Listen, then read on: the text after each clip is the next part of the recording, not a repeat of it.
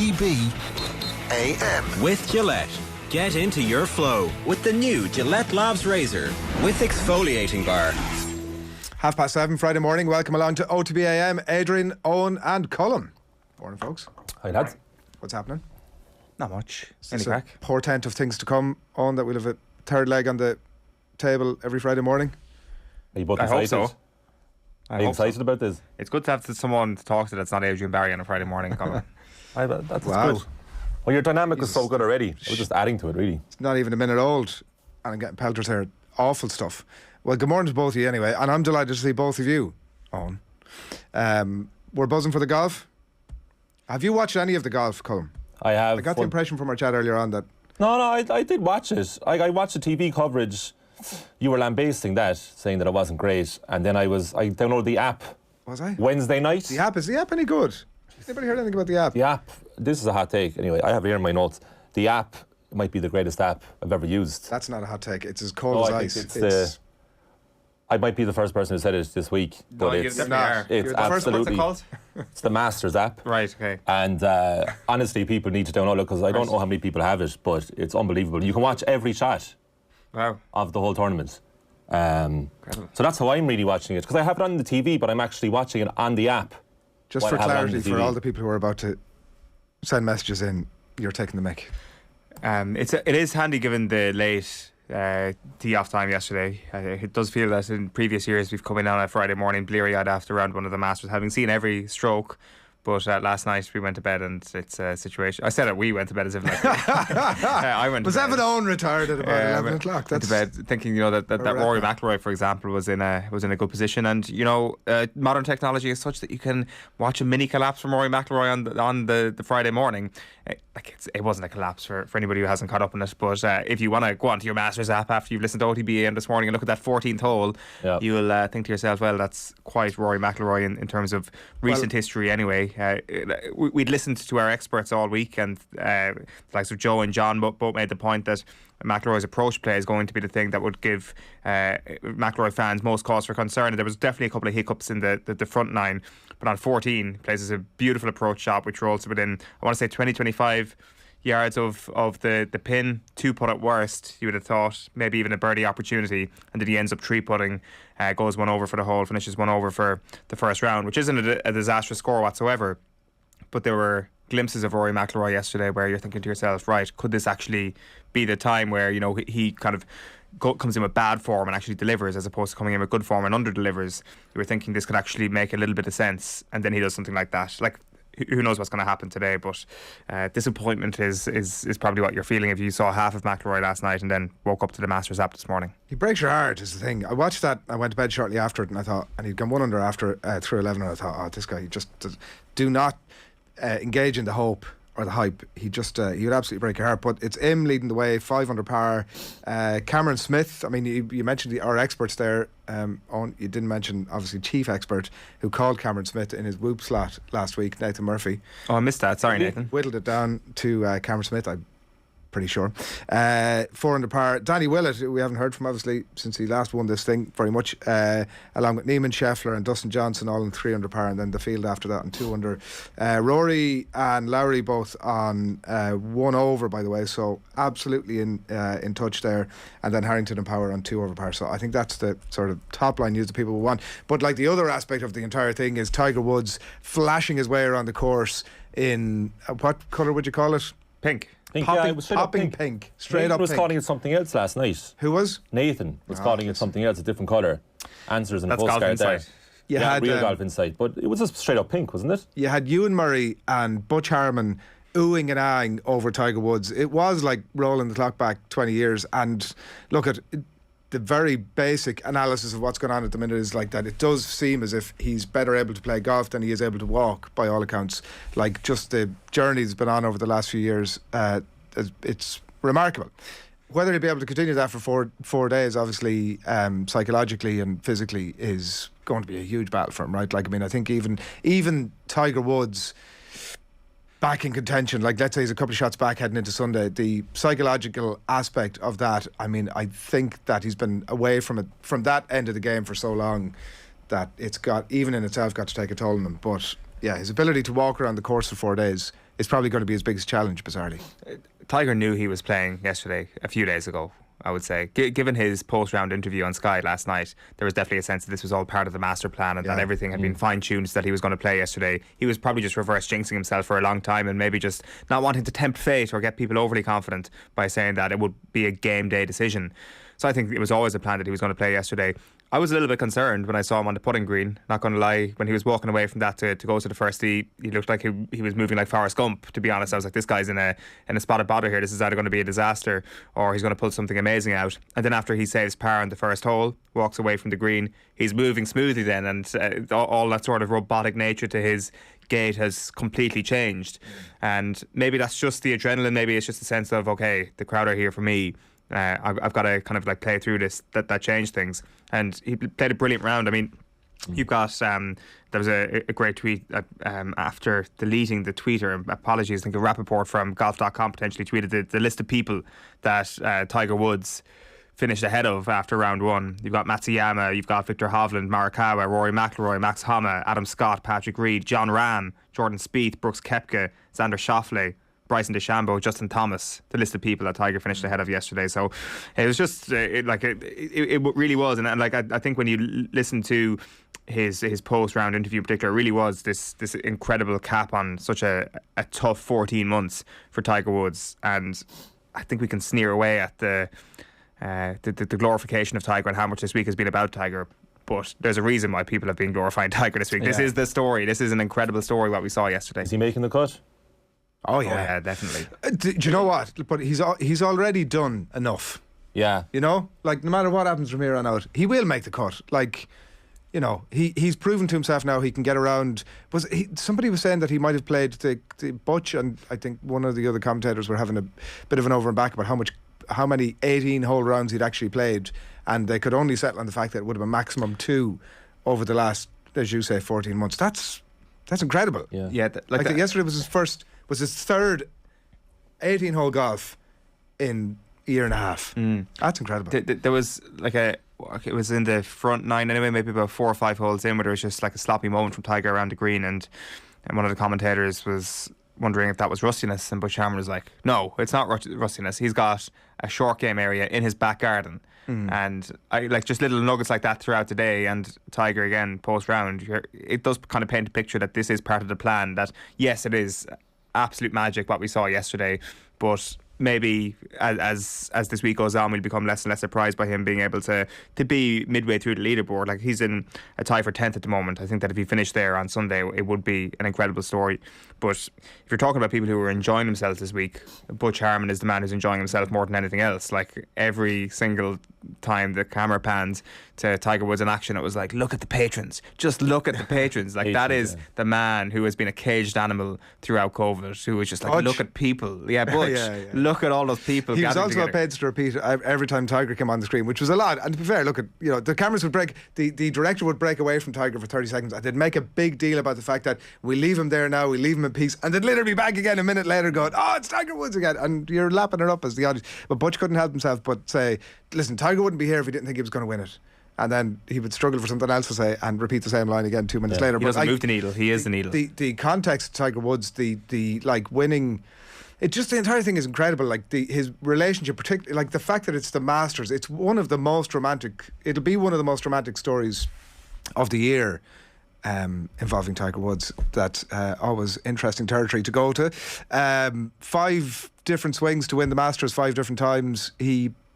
Estimates say that he broke 20 of the 26 bones in his right leg, which he could have lost. And here he is, like, shooting a really competitive score at one of the biggest sports events of the year. He's the last man to retain it as well, I think. Is he really? Yeah, Sheahan too. But she's like the latest Tiger Woods documentary, the first scene's already confirmed, that opening tee, when he was about to tee off, and his announcement. It's incredible. That was only 14 months ago. Remembered vividly. What we all do. We thought... Like, at one stage when the news broke and the hours afterwards, you know, you kind of fearing the worst. And then a little over a year later, he's playing the Masters. Like, I'm not the biggest Tiger Woods fan, but it could be one of the greatest sporting moments ever, just to see him in the first tee. Would it be up there with Andy Murray winning a game at what was it? Winning a match. Winning a match. Yeah, sorry. you can all win a game, but winning a match. I mean, that was remarkable. That was remarkable. That's the most underrated sporting moment. For hyperbole, but that could be the greatest sporting moment of all time. Well, yeah, I mean that's pinned as the tweet, like as the greatest. On that theme, you shouldn't move on from that. Yeah, I'm not moving on at all. I don't think you should move on from that. Butch was saying that when we saw the ceremonial starters, and we'll come back to that in a minute, but was saying, there's Jack. Listen, he's the greatest the game has ever known. And like that debate has been ongoing. I did feel that yesterday, is the debate not like Tiger Woods has transcended the sport so much? Is that not what it comes down to? Like people who know nothing too much about golf, people will be talking about Tiger Woods in 200 years' time. They will, because he transcended the game. They just won't about Jack Nicklaus. Oh, well, what's with the random Jack Nicklaus slander here? Nobody here is saying nobody here is saying Jack Nicklaus. I'm relating it back to every Friday. I'm relating it's the same with you every week. Like, I'm relating it back to Butch's comments. What did Butch say? Sorry, he said that Jack was the greatest. Oh, sorry. In my book, Jack was the greatest. Okay, so and like, look at, he's of a generation to say that, and maybe I'm of a generation to say it's got to be Tiger now. Yeah. I think that's it's. I think most people would agree with you. There was a moment where an interesting one. The camera was up close in Tiger, and I was thinking to myself, is there anyone like in the first world, like any country with any access to technology, is there anyone who doesn't recognise this man? Like, is he the most recognisable man? Yeah, and I think that has people. Is that too much of a question to ask? Snobs would say that shouldn't be a factor when it comes to deciding who's the greatest player of all time. But I actually do think that transcending your sport to the degree that he has surely is a factor. I think it's a bit. Yeah, it's like he has inspired kids to pick up a golf stick in a way that, you know. Yeah, he certainly, like, I mean, you even look at someone like Joaquin Neiman playing with him yesterday, like he's probably in dreamlands despite being extremely rich, extremely talented, one of the highest rated golfers in the world. Like there is just a magic to it. Although Padraig Harrington wasn't really necessarily having the magic yesterday. Did you see his response to some of the questions? Well, to be fair, he tried out to 2 under. It was great to see Harrington. It was like the football press conference where the reporter has their, they're like a dog with a bone and they want to talk about a certain topic and the person they're talking to has no interest. Isn't that it? It was like, ask me some more Tiger questions. Yeah, like there were obviously those couple of moments for Harrington, as you mentioned, Colm, the fact that he got to 2 under, the monster putt to keep him 1 under on the 6th was a sensational moment. Even just the brief glimpse of seeing Harrington at the top of the leaderboard for a moment was pretty cool. Obviously, everybody was keeping a close eye on Shane Lowry. Got a lot more TV time yesterday than I think in previous Masters Thursdays iterations. Obviously he had that effort at the par 3 that almost, did it go into the cup or did it just hit the flag? And then obviously he had his chip in eagle on 13th. So a couple of good moments for them, and then Shannon's power 2 over is the other story from the Irish over. Like, I mean, 16 pars, 2 bogeys, not a bad first effort for your first round at a major, let alone at Augusta. Lots of comments coming in about the colour of that Tiger was wearing. It was Augusta Azalea. I don't know the Pantone number for it. It's outside of my pay grade, says David on YouTube. Good morning to you, David. And Isolt, good morning to you. Isolt saying that it's cerise pink. So there you go. There's other stuff to be spoken about. We'll come back to, we did mention the ceremonial group, we'll come back to that maybe a little bit later on, but I am buzzing this week. I know it's very late in the week to be getting excited about Wayne Rooney, but that's sort of where I'm at. I'm delighted to have him properly back in my life, lads. I mean, I know that at least one of you will be absolutely on board with the idea of this, but because he's been bubbling away. Is he 18 months now as the Derby manager, in a way that, like, because they're not really, I know obviously there's loads of Irish interest, so you're kind of keeping a half interest in them, but you're not watching them as much and you're not seeing him as much. But it sort of all kicked off for me with the Prime documentary a couple of weeks ago, and then obviously leading into Monday Night Football. I actually couldn't wait on, I'm sure no more than yourself, for the Palace Arsenal game to be over on Monday and we could just get stuck into even not as much analysis so much. I was kind of interested to see would it be any good, but I was really keen just to see the Monday Night Football with Wayne Rooney on it. And they did an hour before the game. That just wasn't enough for you. Well, you understand my predicament with kids' bedtimes and all that sort of stuff. So, but the short stories, I just can't really get enough of him is the thing, and I hope he's like he is. I was trying to come up with 5 reasons why Wayne Rooney being fully back in my life is a great thing and why I'm buzzing for it. I could really only come up with 4. Jason Knight was probably no particular order, but definitely one of them, in the sense that, like, obviously when he's not splitting him up in training, the two of them are going to work together for years, aren't they? Like, he's the Cranchar to Rooney's Redknapp He's the Paddy Kenny to Rooney's Neil Warnock. A different club, maybe. I'm not sure. Rooney. But my point is, Rooney's going to be a manager for the next 30 years, and he's going to keep bringing Jason Knight with him. And you just hope that, that it's not that the clubs that Rooney goes to. That's the big question mark. What type of club he's going to go to? But I do think that, like Jason Knight is going to be one of the most important players for Ireland for the next 12, 15 years and 12 years.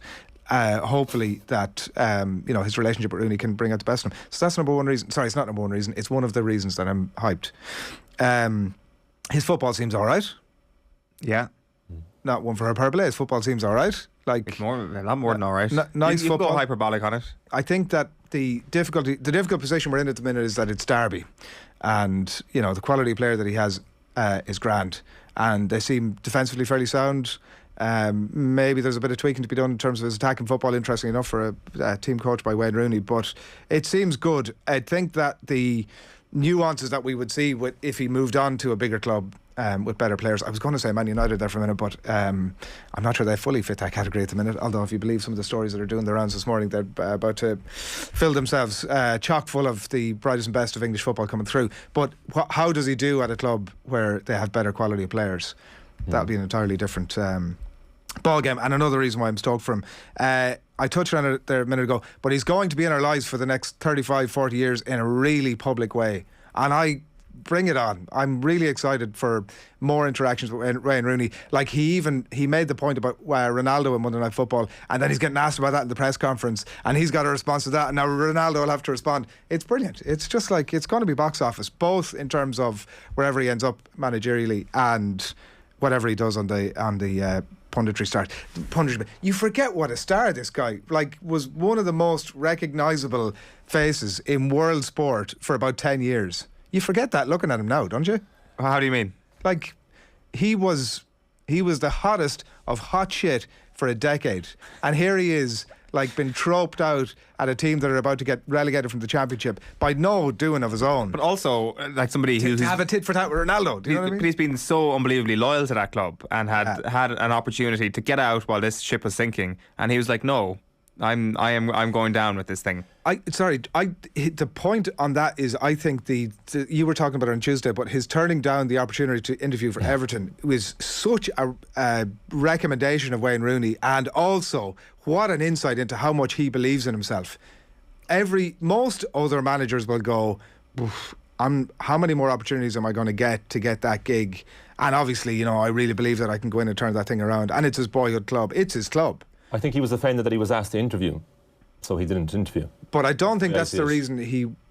I think ultimately he turned it down because. I hope he turned it down because he knew that it was a sinking stone. Maybe. Do you know what I find mad in this whole thing? Is where this love of Rooney comes from. For you've never mentioned him. I think years. That he's my favourite footballer. I think it's the Amazon documentary that turned around. He's my favourite footballer of all time. Really? I'm not one for hyperbole. But you've never mentioned it once before the Amazon. Never. I would never have thought. I wouldn't have even said if it was Who Wants to Be Millionaire and which footballer does Adrian Barry love or is best ever, and Rooney was one of the four, I would be like straight away, Rooney's gone. Why? Why would you say that? I can't connect Rooney with you as a person. No, neither can I. Why? I imagine if you were on a night out. Are you talking about his off-field stuff? If you're on a night out together, two of you, you'd be hoping there's a third person there. No chance. You wouldn't be able to, I can't. One thing I do it myself. For the three reasons I'm supposed to be Wayne Rooney's back in my life. It's like you have a motive here. I don't understand where this comes from.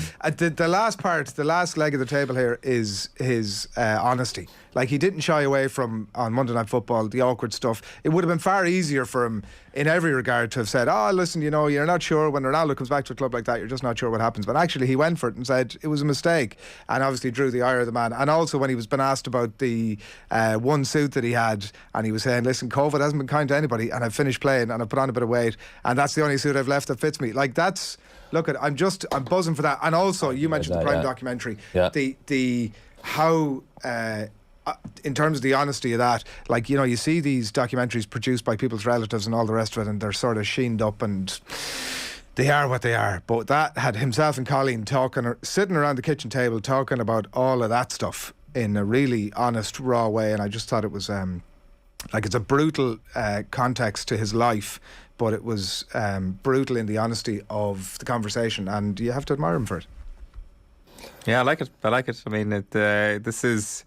I'm kind of with Colm. I didn't really see this coming. Just I didn't seems think odd. we'd have like a 4-part piece of my love letter to Wayne Rooney coming from Adrian. I'll check back in a year and see what you think of him. I just think this is a phase you're going through, that you love him. No, I don't buy it. In all of that chat there, did you lose the fact that I said he's my favourite footballer of all time? And I'm including your pal in that. Well, but I'm telling you that I'm not looking for your feedback. It's not like let's decide what Adrian thinks. I just don't think he is. I do like the way. Yeah, I do like the kind of weight he's put on as a manager. I do like the fact that he's not. Has he trying gone? to keep himself in shape? Well, he looks like he's gone bit totally like, cold turkey, doesn't he? He's not playing a bit of five-a-side.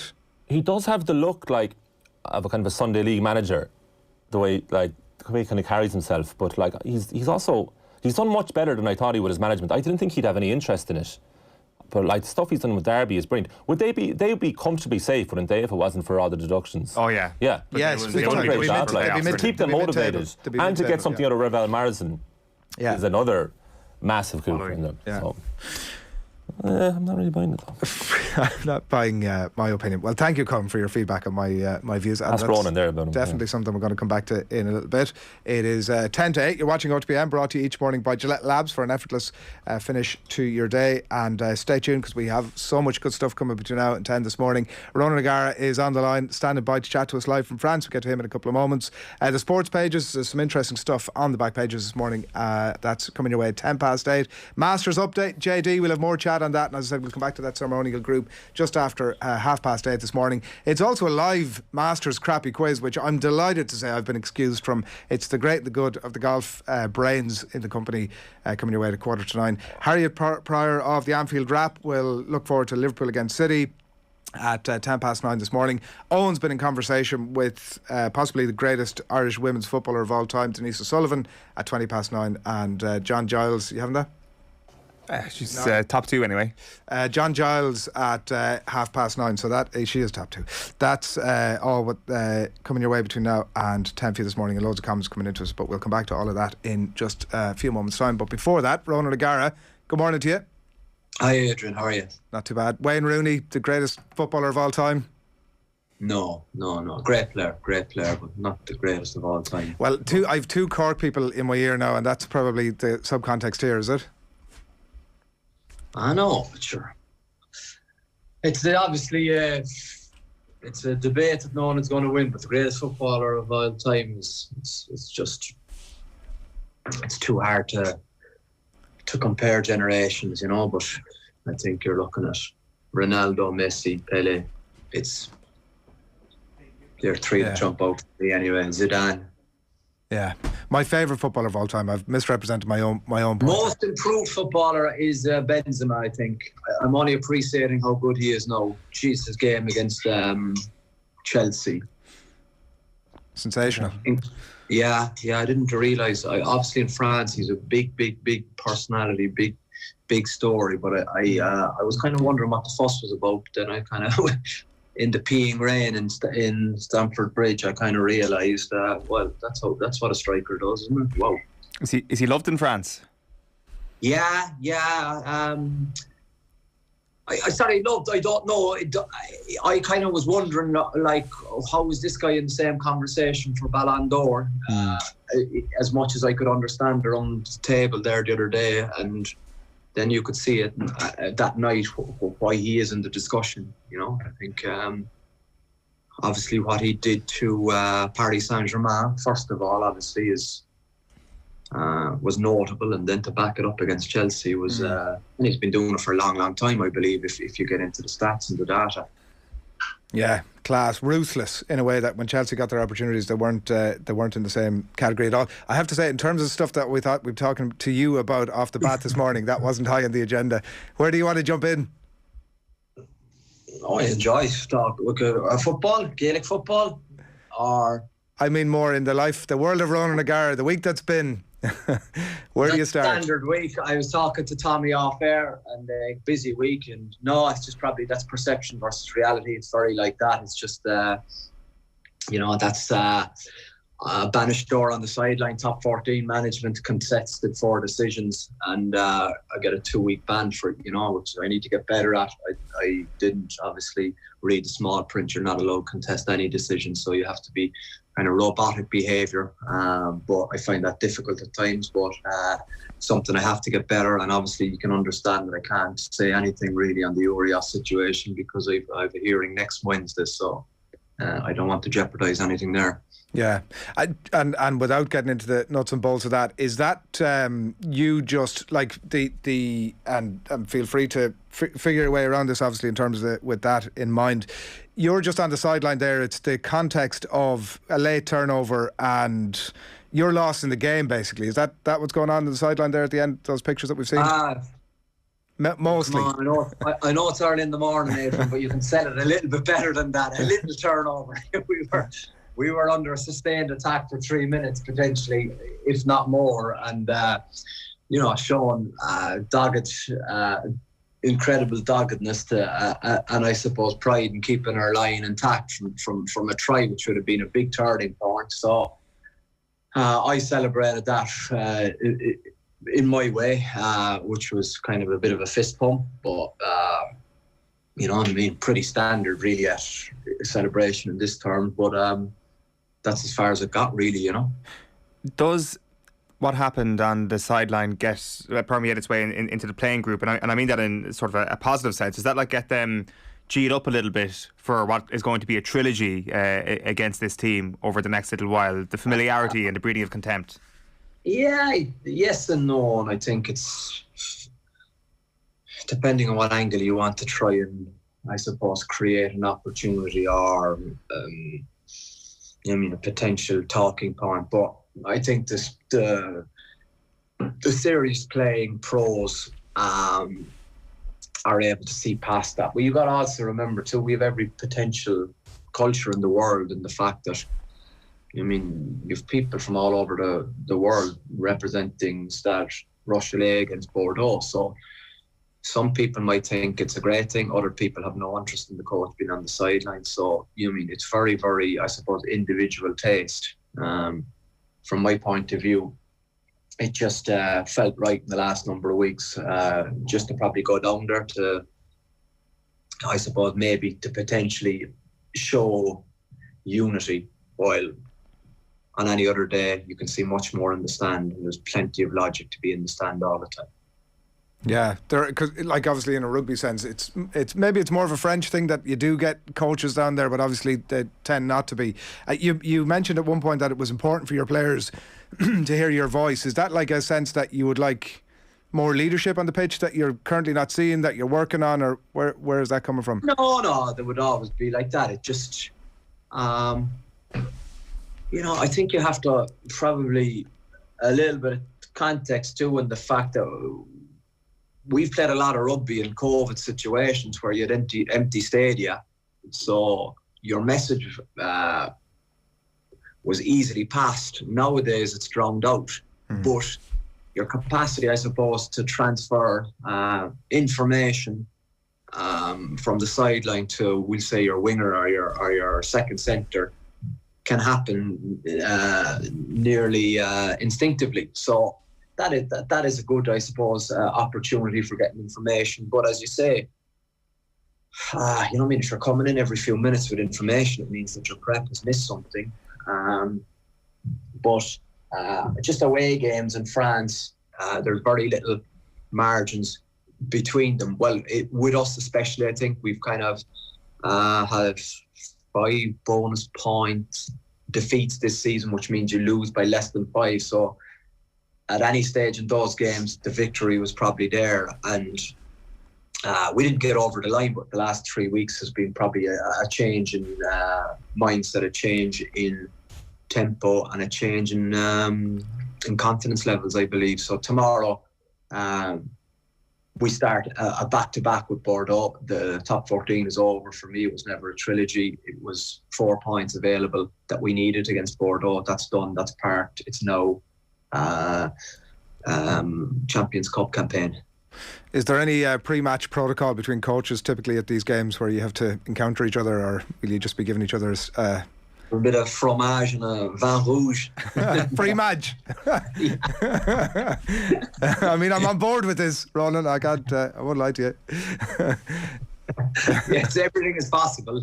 You're damn right. There could be receptions for 3 hours for the coaches before, and no, there isn't. If you're our group or out of the group, I came across a few of the Bordeaux players the last day, a few of the foreigners that were not involved or injured or not involved in the game, and it was you could see the kind of the red wine kind of lips on them. It was very funny, you know, because it's the best wine in the world, and they're obviously can't do anything, so they're inside in the lodges, and they're obviously allowed to have a glass or two. But it was just I said, geez, it's those little things that make the difference when you're looking for a different experience, you know, taking them out of South Africa or Australia or New Zealand or anywhere around the world, really. That's definitely a culture I could jump right in on, I have to say. Come here, just one last one on the game itself. And I was reading your column in the Examiner this morning about the IE West kick at the end, and your rule the only rule that you were saying that you've broken over the last while about not giving feedback to kickers, that seemed odd to me in some ways, in the sense that, like, there's probably nobody better to tap IE West on the shoulder and say, you know, in terms of the experience that you have, the sessions you've done, the Dave Allreds and other coaches I'm sure that you've been exposed to, and say, here, listen, have you thought about this? Yeah, but there's the question then I come straight back at you with, Adrian, when he has thought about it, what happens next? Do you get me? As in, he's thinking about you more than he is about himself. There's a lot in that, and I experienced that with a greater player as Richie Mwanga. It was very challenging relationship at the start, because I probably saw it one way, he saw it a different way, but I can only recommend, and it's up to the player to take on board. And that's what I firmly believe, because kicking coaches are crutches, but essentially it comes down to, I want to do this, but I think that has to be a mental shift first rather than a physical shift. So I have a great relationship with IE West. But it took to this stage in the kind of the relationship to get to this point where I suppose he opened up his trust to me, and I wanted to just, I suppose, remedy a little bit in his approach. And it wasn't a complete reprogramming, far from it. It was just very, very pleasing, I suppose, knowing inside the suffering that he has had to endure as a kicker, his capacity to look in the mirror and want to get better, and then seeing the fruition of that made me very, very happy. And why you get involved in coaching, because you know, I enjoy a fella who, in a club game, who kisses his fist as a celebration of his work, because it becomes, you know, you're an individual sport, and then you're playing a team sport. That's the life of a kicker. You know, you look at, I try and compare it to a lot of people I work with, where you see the boys last night at the Masters, every time they're on the tee, you know, they play a drive and they position it. It's the exact same for a kicker. You know, if you're a kicker on a team and you have 8 shots at goal, 8 minutes of the 80, every eyes are on you. That's a lot in the game. A lot in the game. And I think it's probably that appreciation of, well, what am I bringing to this team, or what can I bring to this team? Because no one else, you know, like, they don't need that skill set, but all his other 14 mates on the team are very dependent on his, I suppose, work. Yeah. That is definitely an interesting insight into it. Have you been surprised by the reaction to the England stuff?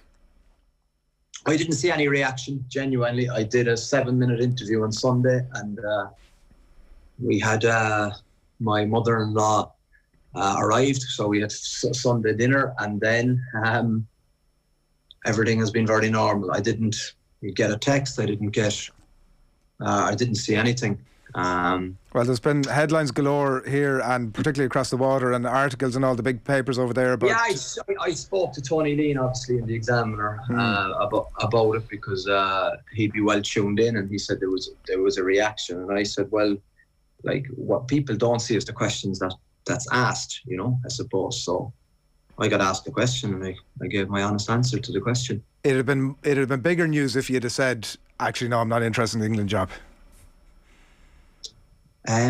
Yeah, but that's not true, you know, I suppose. Like, I think I was listening to you obviously in the football section, but you know, your playing days as opposed to your coaching days are unrelated. There's nothing of similarity. It's like a complete different career. And I know we're talking the same sport, but it has zero to do with it. Like, what I did as a player has no relevance to what I'm trying to do now, or what I'm hoping to achieve now, or the enjoyment I get now. As a player, it's just poles apart. It's incomparable, Adrian. I can't stress that enough, that how things change too when you get out, and how you see things, and how I suppose your mindset changes, and how you view, I suppose, different potential opportunities.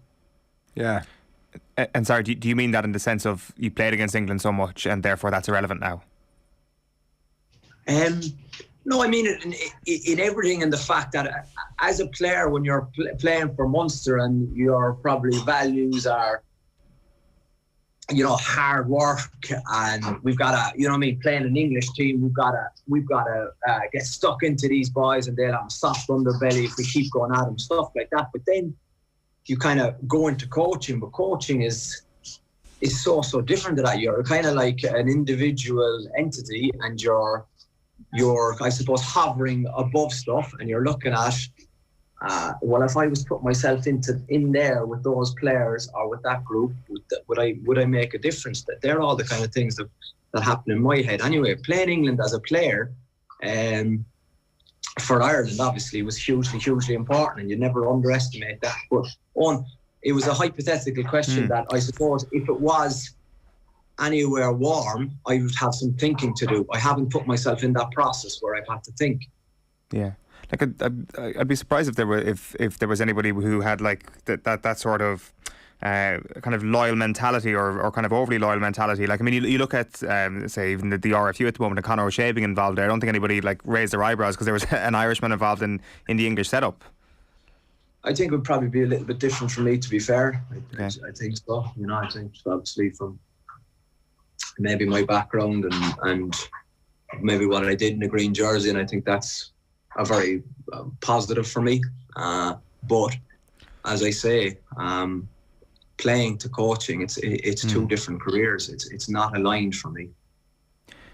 When you speak there about getting so much joy out of seeing the impact you're having on West's career, for example, and some of the other players in your team, does that make you kind of inclined to think that, geez, I'd love to stay in the club game just that little bit longer, because you can have that day-to-day impact as opposed to, say, on the test level?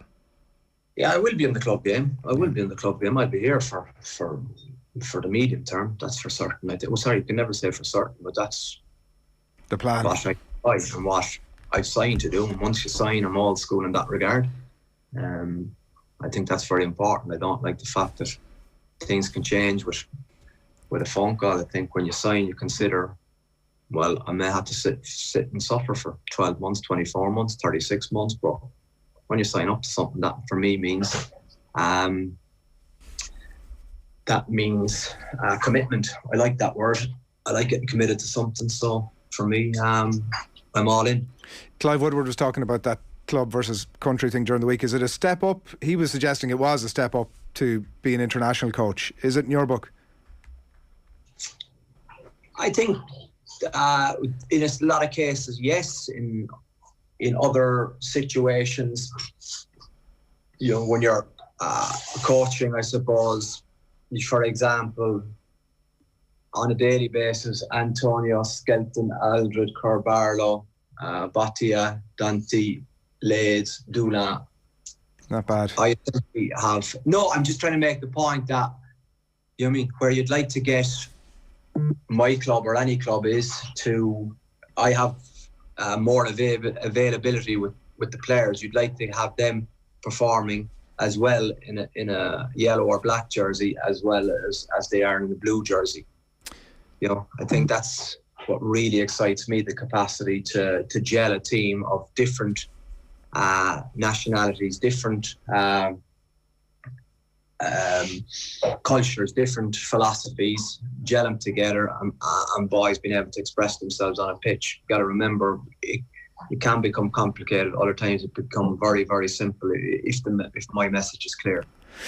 The context that we are sort of dancing around in terms of the England job is that for any Irish person to be involved with England is this philosophical. I'm sure you were involved in club dressing rooms, maybe particularly over the years, where the 800 years comes up and the relationship, that uneasy relationship between England and Ireland. But are you saying that none of that is a barrier, or what? Sorry, what is your view on that bit? Because that's the bit that, like, Quinny was on during the week and he was saying you just don't go there. Like, that aspect of, that's the England context. It's not like we're talking about France or we're talking about New Zealand. That's the context of this gig. That's Quinny trying to ring me, sorry. He's trying to clarify his comments now. No, I'm looking at it from a pure sporting point of view, Adrian. I know, like, you got to understand, like, there's something inside you if you're a competitor that if you can kind of arm yourself with decent ammunition to have a crack off winning a World Cup or winning a Six Nations, and you were the coach of that really, really stimulates me. Whatever nation it is. I think probably from a distance, I suppose, fail to understand or appreciate how I may be wired. And I think we're in a professional game where the opportunities are, when you look at it, the Rugby World Cup, it's not like a soccer World Cup in the fact that there's probably 8 to 10 teams who have the capacity to win the World Cup. So if you were to get a crack at it with a team that has genuine, I suppose, ambition to win it, you'd be a fool not to consider it. Big game for you tomorrow. It's not far off. You mentioned about Park in the first game. There's no sense of powder dry in a way that there's been for the Irish teams. It's full bore, sort of week in, week out. Does that mean you can or can't tweak things finally before we let you off? You can or can't tweak things from last weekend? I know you have to tweak. That's most definite. But I suppose, one of the things that jumps out at me this week is because how competitive the top 14 is and how challenging it is.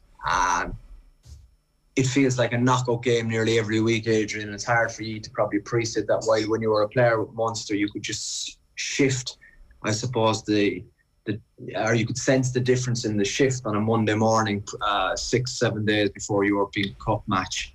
That hasn't happened this week because last week's 4 points were very, very important. But in France, there's a huge focus on the short term. The short term happens every 5-7 days. You have a new challenge. So we're aware of that. We're excited about going to Bordeaux tomorrow. It's a big game. We have, I'd like to think, unfinished business in this competition. We gave it a brilliant rattle last year.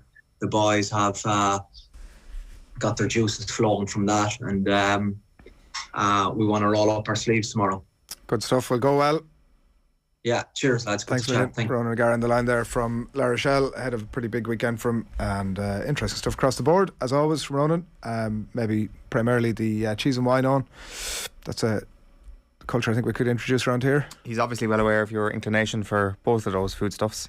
I just think that we could introduce like a pre-AM, if we had like a 7 o'clock, the pre-show meeting that we have. Yeah. Like 7 o'clock sort of glass of wine. Well, I was just to pull the curtain back here, I literally said this to Adrian in the office last week, we should do wine and cheese on a Friday morning, and Adrian was like a little bit hesitant about it, as if he's got like work to do after the show or something like that. I genuinely think we should just do that as a slot.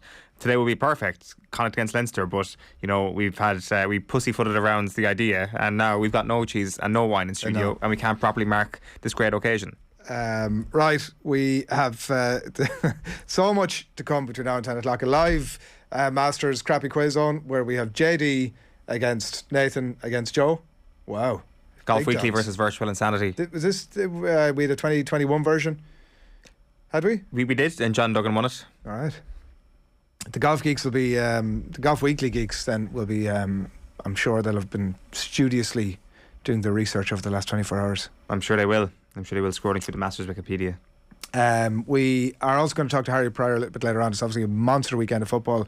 City against Liverpool on Sunday afternoon, so we'll get her thoughts on that. And also she was at the Benfica game during the week, so plenty to discuss there, and lots more besides as well. But it is 8:15.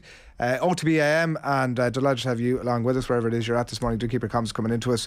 We're brought to you live each morning by Gillette Labs for an effortless finish to your day.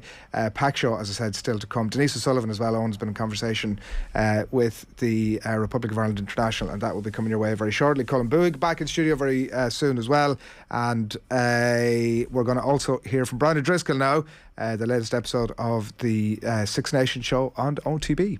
OTB AM.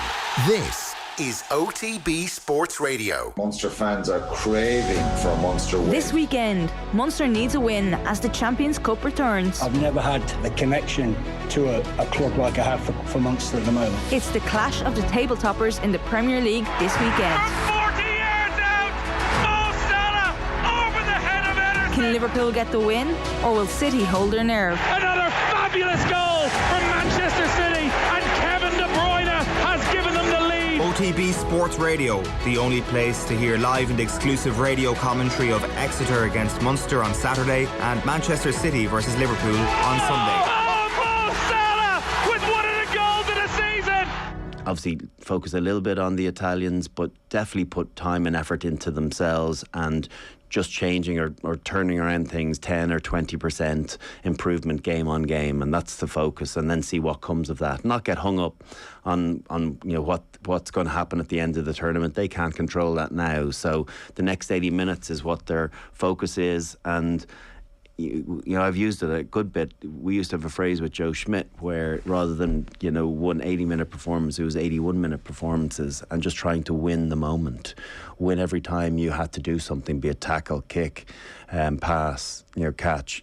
It's just get your moments and in the ledger in a positive form. So get your moment right, and because each person you can't. I can't control anyone else. So there's got to be a focus on your own job, and you have to have hope and confidence in everybody else that they can do theirs. But the reality is, if each person just focuses on themselves and gets their game right, all of those parts will come together for a better performance. So it's Nicola Friday's job to try and make sure everything's pulled together, but ultimately she's got to start that by her own performance too. So even as captain and leader, you still need to be able to lead by the way you play. There's nothing like what you do on the pitch to lead by example.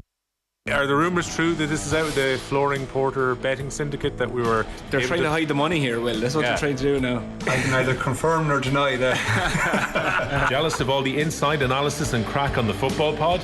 Well, we've got you covered with the Hurling Pod. Join myself, Will O'Callaghan, along with James Skehill and Paul Murphy for the best insight this hurling season. Waterford will go to this going, this is a great chance for silverware, we're here to win it. I think we'll see a savage Waterford team coming out, and I don't have the same questions about Waterford as I would with Cork in terms of will they turn up. Subscribe to the Hurling Pod feed on the OTB Sports app now.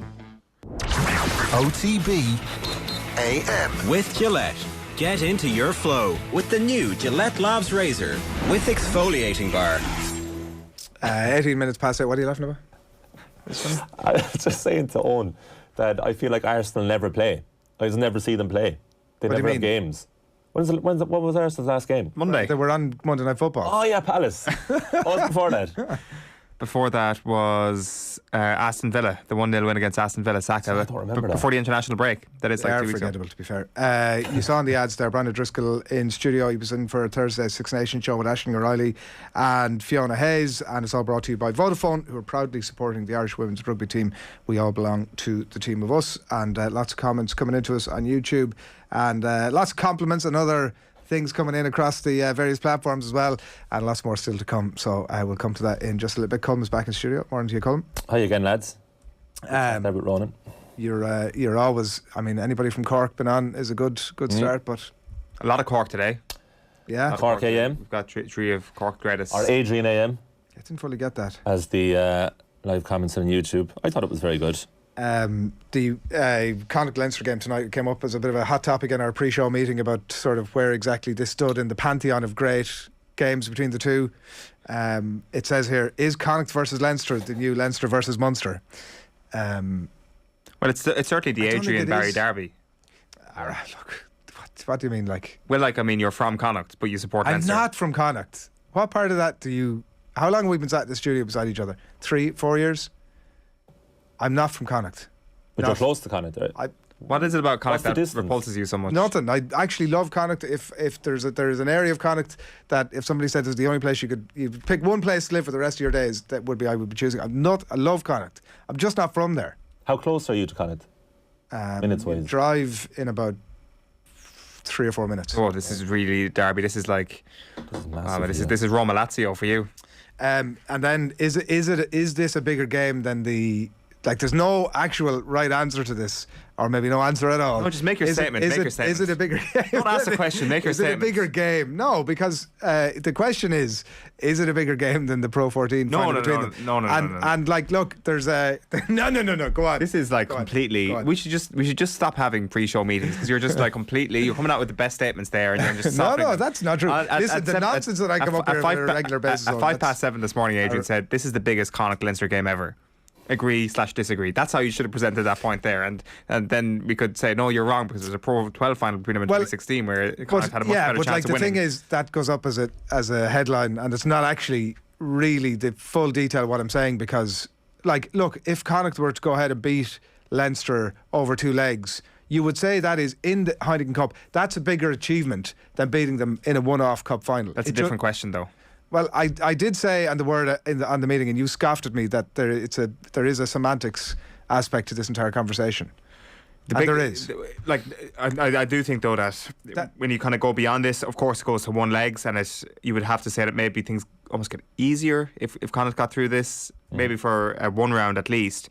That it does completely pave the way for them to look back at it and say this was an absolutely incredible result that they do it over 2 legs. But I think it'll only be in hindsight whether or not you'd be able to say it's bigger than the 2016 final. If I can clarify my own thoughts, as you know, with Colm earlier on trying to convince me that he wasn't having something else, but it would be a bigger achievement for Connacht to beat Leinster over the 2 legs of a Champions Cup game than it would be to beat them in a one-off Pro 14 final, and I would stand over that. Would you not be proud if they had done that? If they do it? Proud of what? Connacht winning. Wouldn't it be brilliant for you and your community? Look at... it's win-win for you. It should be a happy day. Is it from both places? Is it the new Leinster versus Munster is the other question here, and I don't really think it is. I just think there's just a long, deep-rooted dislike of each other between Leinster and Munster in a way that maybe Connacht gets there in like 20 years' time if this rivalry continues, but it ain't there yet. What does it need to do? Like, you need a Connacht to win in something like this. Yeah. Oh, you need Connacht to go ahead and like dominate Irish rugby for like 10 years. Well, what's interesting is that this has been completely written off. Like there's been very little written and spoken about this game where it's like breaking down how Connacht actually managed to get one over Leinster. Like it does seem that, and I think we saw it last week, that Leinster are clearly by a distance a dominant team in Ireland, and we all know that. And the second leg situation does diminish the opportunity for Connacht. It does seem that way, but it does feel as if this would be a hell of a Goliath, or a hell of a David versus Goliath story if they manage to land a knockout blow here over the next couple of weeks, because the odds are very much stacked against them. But if they do it, not only is it, in your opinion, then the greatest achievement in the recent history of Connacht, but it would also then, I think you would also then have to say, what is the biggest rivalry in Irish rugby? And I mean that in a competitive sense. Yeah. Of course, if they beat Leinster over 2 legs, you have to say that they're better than Munster, because Munster did not hold a candle to them over 1 leg at home last week. But the likelihood of that isn't overly high. Yeah, and like a rivalry isn't just about what's happening on the pitch. Obviously, it's about the subcontext, the fans, been whatever. So I don't know what we're saying at the end of all that. It's happening tonight, and Leinster are going to win over 2 legs. That's what's going to happen. Medvedev, Colm, that's why you're here. Outside of your other nonsense, is he going to play at Wimbledon or not? Well, he might not be playing, because Wimbledon have the right to disqualify him from playing if he isn't seen to officially denounce Vladimir Putin It's the same with any Belarusian players. So Arnia Sabalenka, who's number 5 in the world on the women's side. Wimbledon have a special dispensation, unlike any other tournament. Really, they can basically make up their own rules. So other tournaments wouldn't be able to disqualify Medvedev because he's Russian or because he hasn't denounced Putin, but Wimbledon are threatening to do so. So you're talking about world number 2, and a few weeks ago he was world number 1. He's the reigning US Open champion. And I think the fear on the Wimbledon side of things is that even a Medvedev victory or Sabalenka victory would be seen as a promotion for Russia, and they don't want that. So it's very controversial because I think you said it yourself, Adrian, a few weeks ago on Friday's AM when Medvedev posted it on social media saying, you know, basically it's all about peace and it's all about kids in the future, and he hates war and he denounces everything violent. And I think you said yourself that was a brave move in of itself. But apparently it's not enough, and he has to officially say that he's against Putin and what's happening there. So it's pretty unfair. Obviously other players don't have to do that. And it comes down as well, I mean, the other slightly fairer side you could say is that they don't want any sort of money at all going to anything related to Russia. So look, nothing's confirmed yet, but it could well happen that the second best player in the world on the men's side and the 5th best player in the world on the women's side don't play Wimbledon simply because they're from Russia and they haven't officially said in writing that they denounce Putin. It's a hard one because it's easy to sit here and go, yeah, you should just do that. That's what a no-brainer. It's an outrage that he doesn't do that thing. And like the money side of it that we're talking about, like that he needs to declare if he's getting any money from the Russian state or from Putin. I think that's totally fair. Like, and if that is happening and it continues to happen, then boot him out. No issue with that at all.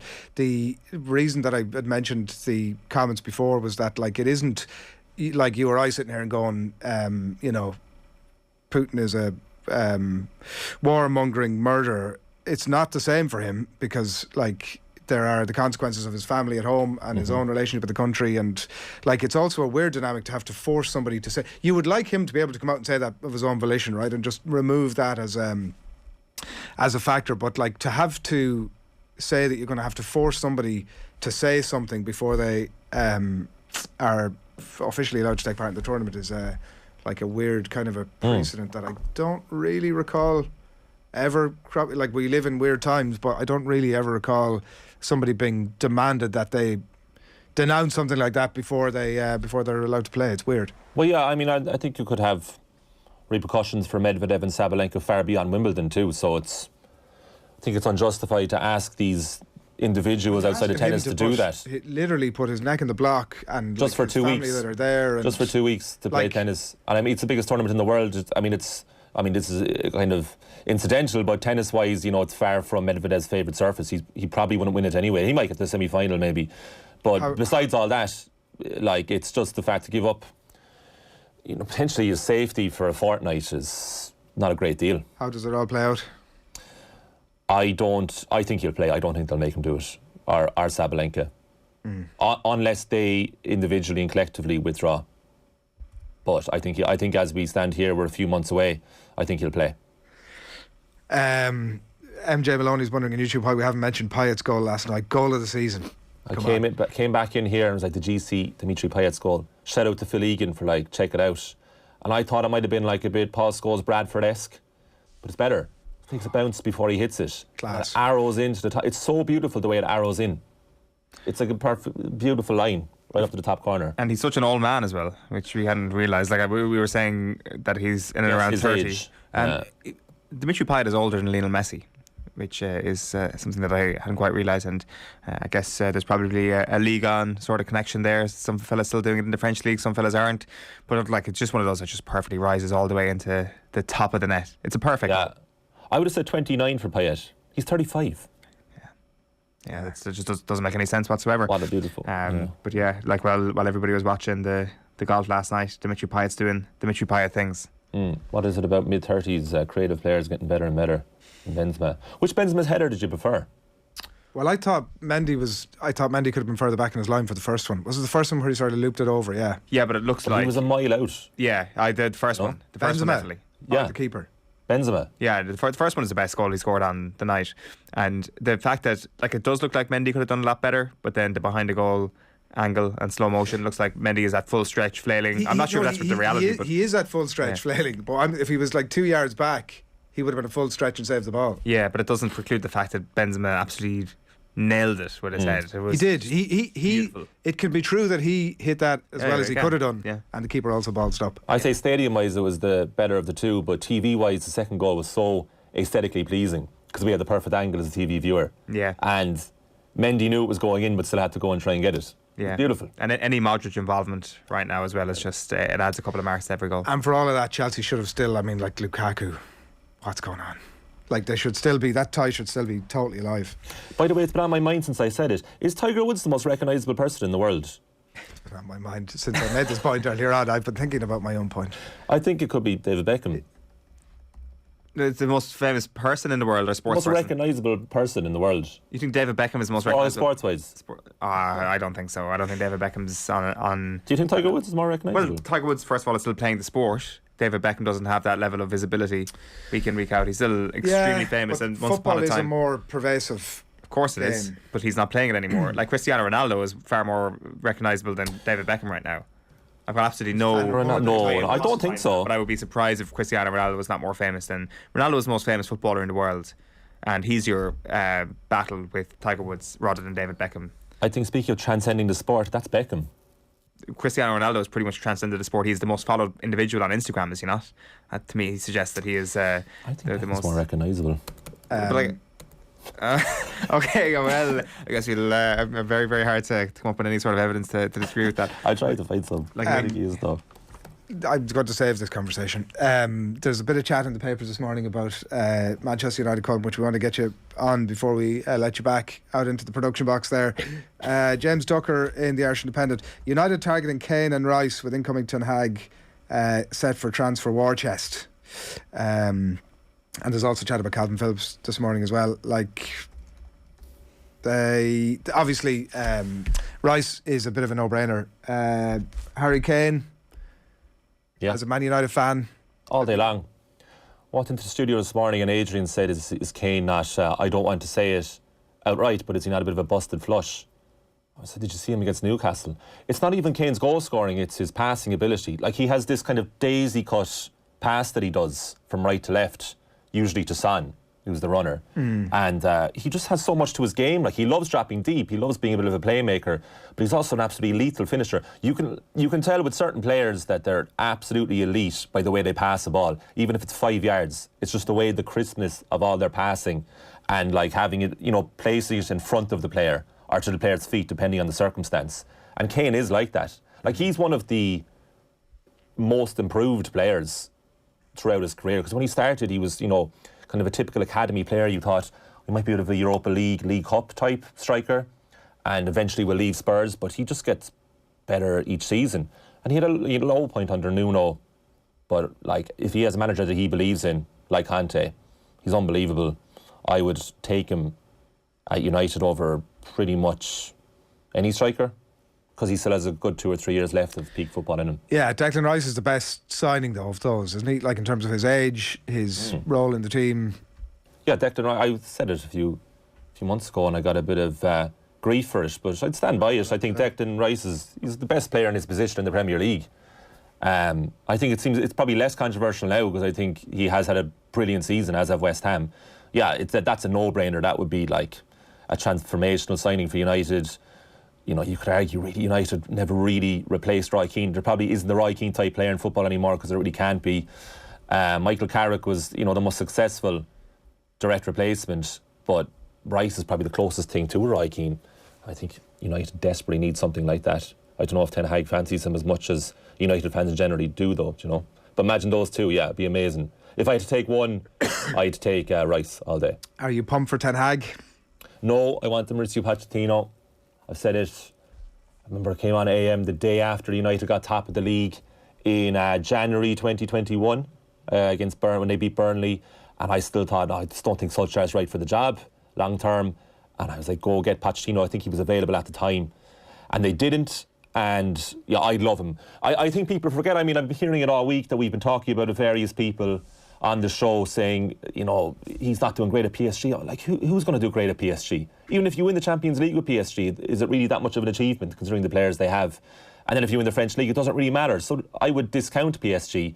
And in the latter part of the Spurs days, they needed to replenish the squad. He didn't have the money for it. Ran out of steam.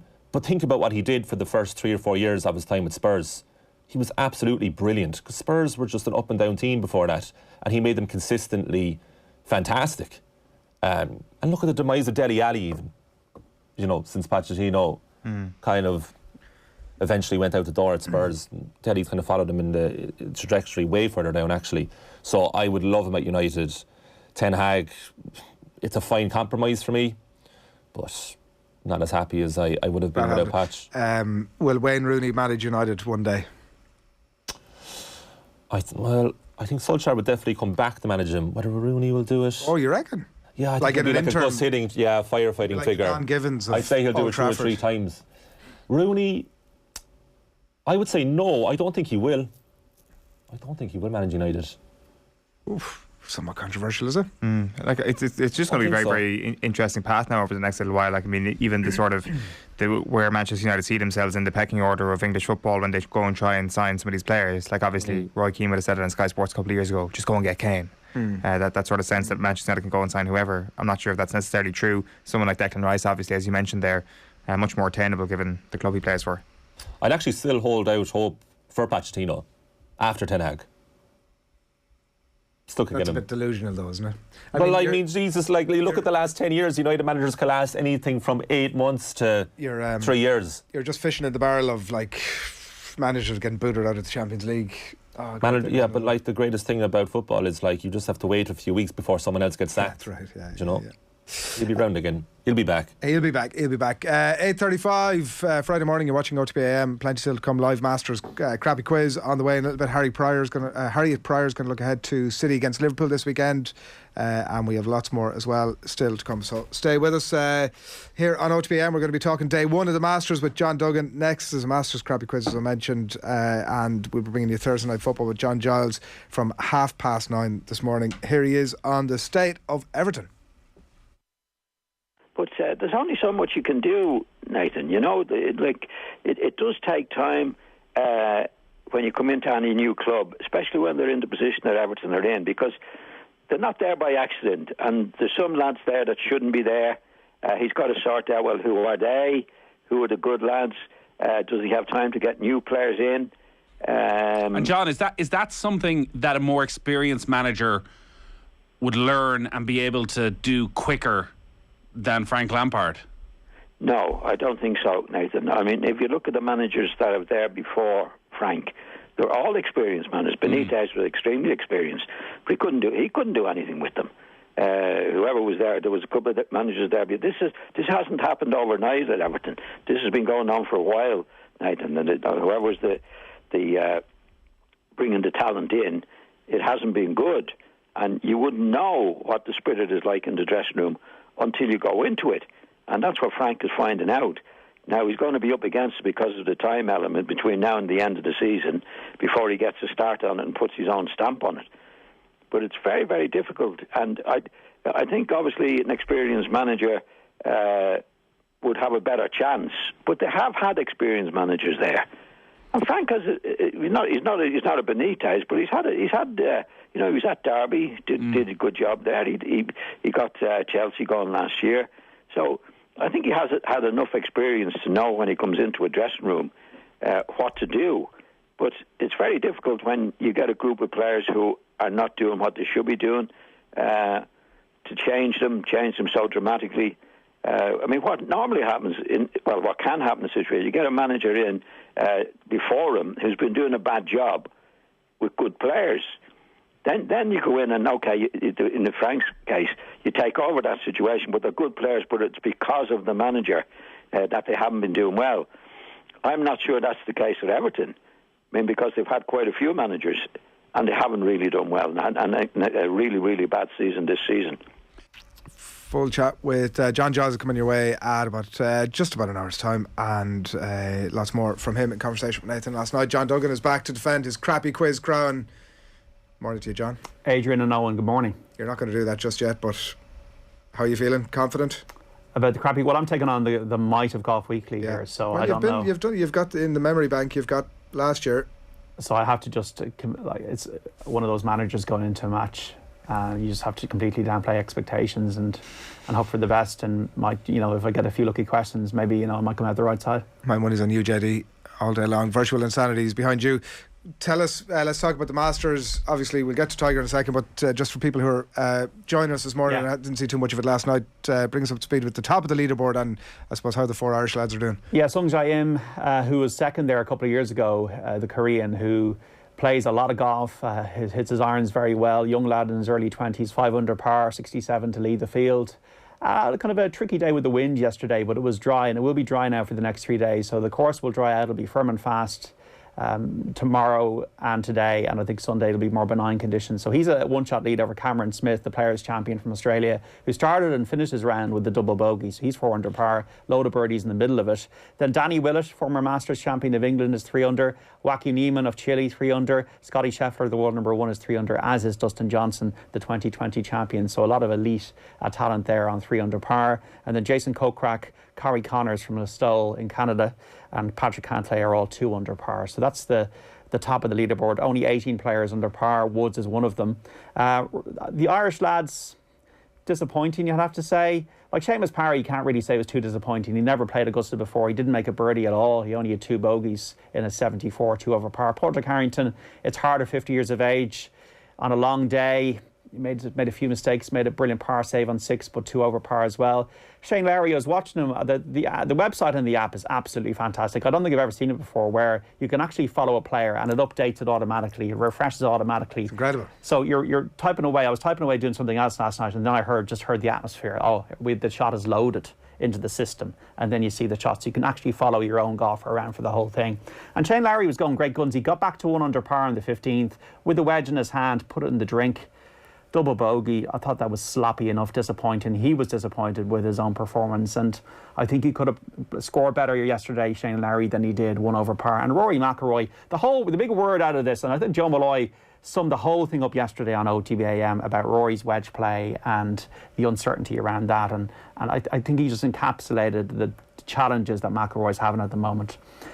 But the word I have with McIlroy at the moment is uncertainty. McIlroy is not certain. When he was earlier in his career, he was certain. Like even at the PGA in Kiawah Island in 2012, in Valhalla, when he faced Dan Mickelson and Fowler to win a second major in a row, he was certain. He had the swagger. The swagger wasn't there yesterday. And like he sunk a putt on the 11th, the hardest hole in the golf course, one of them anyway, for about 30 feet to get to 1 under par. An easy par 5 and 13, hits it in the pine straw, can only make a par. Then on 14, he 3 putts, 16 can getting up and down for a par. And these silly mistakes creeping in. Like once again, he was smashing the driver 300 yards plus down the centre of the fairway, but the uncertainty with the iron in hand, with the uncertainty with the wedges, the frustration around that, like he can always backdoor into a good performance, but is he going to win the Masters? Not on the basis of what I saw yesterday. Tiger, it's the impossible. I've no question to ask you, Jetty, because you can't answer it. It's impossible to say whether this guy can sustain it, obviously, over the course of the 4 days. That's the big difficulty. His ability to walk around the course, not to mind golf, is probably his biggest challenge. Absolutely right, Adrian. And I think anybody who's there, my sister is over there at the moment, just follow Tiger Woods today, because how many times do we see generational talents? One of my biggest regrets in sport is not going to Barcelona and Madrid 10 years ago to watch Messi and all those great players in the Spanish league when it was at its peak, when it was at its zeitgeist. And I think that who's the next Woods in golf? Who's the next Messi in football? You're seeing Tiger Woods, you're seeing greatness. Now, it might not be a major winning champion this week, but you're still seeing Tiger Woods hit the shot like he did on 6 yesterday. Like, he just paid to go in to see that shot alone. And he physically, maybe Nicky Lauda might have been more resilient, but I can't think of many more resilient athletes and sports people in the history of the whole of sport than Tiger Woods. That he's put himself through all those back surgeries, those knee surgeries, and now nearly having his leg amputated to go around and walk probably the hilliest golf course in the world and still rely on muscle memory and the ability of his golf game to shoot 71 and be in the top 10. It is staggering stuff. Just before we wrap it, have you shifted your view on where you were from what you've seen on day one? In terms of a winner. Well, I'm happy with my headline tip. The rest of my picks were atrocious, but I'm happy with the headline, which is Patrick Cantlay, 2 under par, drove the ball beautifully yesterday, made a couple of silly mistakes, but I'm happy with him on 2 under par to get into the top 9, which is the objective. Okay, very good. Right, we're going to talk, thanks JD, we're going to talk City, Liverpool in just a little bit. We're going to have plenty more conversation about other stuff. I don't think we're quite ready for the crappy quiz just yet. Is that the word I'm getting out? No, hang on, hang about. We have a couple of minutes before we get a live crappy questions quiz. Are in the oven. Owen is still frantically typing out the final few questions here as what's going on. Of the Irish lads, JD, you mentioned obviously about the changing conditions. Like we spoke earlier on about, I went to bed just after Rory birdied 11, and there was a point a few years ago I would have gone, I'm so excited to wake up in the morning and see what this guy's done. But it's the hope that kills you with him. It is, and I just think it's almost. I think it's a mental thing with Rory at the moment, and I just don't feel there's that cockiness, the strut, the walk isn't there. And after that put 11, you're thinking, okay, here we go now. He'll maybe birdie or even eagle 13. Didn't happen. And you can just almost feel the deflation. You can see it in his body language. And he just needs to get back to that cocksure nature that he can even showed it twice last year when he won on tour. So it's capable. Like, he could do it. You don't want him doing it on Sunday. You don't want him shooting 65 on Sunday to get back to 3 under par. It's going to be difficult the next 2 days. The ground is where a horse racing term. The course is going to dry out. Those putts are going to be treacherous. There are going to be players missing 3-footers, 4-footers, 5-footers. And actually, the early starters today have an advantage because it's going to blow later on, and tomorrow's going to be real blustery as well. And then Sunday it's meant to be calm, and that's when you'll have probably the more accessible pins and the shootout, and it'll be so fascinating to see how it goes. Yeah, and it's from what you've seen of the Irish lads, despite what we've just said, is it Rory that you expect? I mean, Lowry, I don't know, there was a lot made of him throwing the club on the ground yesterday, which I thought was more, not quite in jest, but almost like a comedy sort of god damn it, when he hits the hole that time. It's Rory and Larry. I think Seamus Power is getting to know Augusta, and I think Padraig Harrington has a battle to do to make the cut. I think it's Rory getting rounds in the 60s. He needs rounds in the 60s. I think for Shane Lowry, just more consistency with Shane Lowry, like throwing in an odd number like a 7 on a par 5, even if you're getting out with a 5, and it's just, I think Shane Lowry almost needs 2 rounds of 70 with no bogeys, because you can't be shooting 71 with 5 birdies and 4 bogeys. So I'm more confident of all of them. I'm more confident about Rory, but Rory needs a bit more belief in himself, I think. That belief when you're Lowry and you hit like one of the greatest shots of your life, and it's like, it should be either in the hole or an inch away, and you walk up and it's 20, 30 feet away. Absolute killer, like in terms of your own belief. At that point you're like, it's an anti-momentum, isn't it? Well, that's all about process. That's where these people work with, like the likes of Bob Rotella, and that you have to put everything out of your mind that you've just done. That everything is about the next shot. That's actually the way Patrick Cantlay thinks, is everything is about the next shot is the only thing that matters. And I think Woods has got an ability, Woods bogeyed 8 yesterday, made a like a sloppy 6 on 18, was in trouble, still had the ability to just, what's the next thing? Yeah. And I think that is the key to win a major championships, is to block out what's happened 30 seconds ago and then go and execute again. JD, you're the people's champion, and it's time for you to put your crown back on the line. Time for the crappy quiz. Chris Bond. Oh, you're kidding me. September. Kyle Lafferty. Are you joking me? Is that right? I know, it's not right. Anybody else? Leash, was it? Like, that is one of the most stupid questions. Darius Vassell? Seriously, you all need to just stay quiet. This is getting really annoying doing this quiz. What is going on here?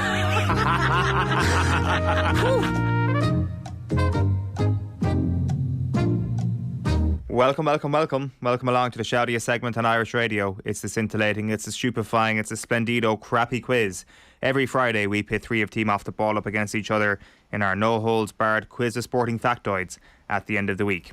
But this is no ordinary Friday. This is a tradition unlike any other. This is, of course, the Crappy Quiz Masters special. Allow me to introduce your 8:48 tea time. From Dublin/Clare, Ireland, we have the 2021 Crappy Quiz Masters Special Champion, gunning for back-to-back titles and a promotion for virtual insanity to the status of getting put behind a paywall. He's not angry at all that his sister is in Augusta instead of him. It's Don John Duggan. Thanks so much, Eoin, and I have replenished the green jacket. You have it back in the closet there in the Off the Ball Towers, and maybe I'll be able to wear it again today, but I'll give it my best shot, and if the might of Golf Weekly beat me, so be it. From Mayo, Ireland, we have the dominant weekly trivia force, a golf nut who spends every wedding anniversary explaining to his wife that the course at Augusta is actually a lot hillier in reality than it looks on screen. It's Nate Dog Murphy. Thanks for the reminder, Owen. Is it today? Tomorrow. Okay. How are you gonna work that? Tomorrow. A nice romantic Saturday evening in front of the TV. What more could you want? What more could you want, indeed? Our final contestant is from Kildare, Ireland. We have the man who commands the galleries better than anyone else. The man who says that size doesn't matter, but never lets his fans forget about one measurement, 13 inches. That's right, 13 inches is precisely how far his ball landed from the hole in the closest to the pin contest at the 2019 Irish Open, his greatest career achievement to date. It's Joe, no show like a Joe show Malloy. Owen Sheahan, happy to be here, excited, pumped. Tiger is back. On your day off, getting up at 8:30 in the morning, we appreciate your presence. As ever. Go on. Only for you. Thank you so much. As ever, the format is a classic crappy quiz with a series of questions on the Masters. Then it's on to the slip and slide of trivia, which is the rapid fire round, also on the Masters. You can podcast a crappy quiz on otbsports.com or the OTB Sports app. And if you're watching on YouTube, make sure to click the thumbs up, even if you contribute nothing but misery to your day. Any questions, we'd love to have them in. If you can send them in via postcard to Crappy Quiz Quizmaster, Off the Ball Towers, Marconi House, Diggs Lane, Dublin 2. Round 1 is the boring Masters questions round, never multiple choice. John, who was the first Irishman to play at Augusta when he got the invite for the 1967 renewal? Was it Joe Carr? Correct. John Duggan's off the mark. Nathan, who was the first golfer to win the Masters via a sudden death playoff?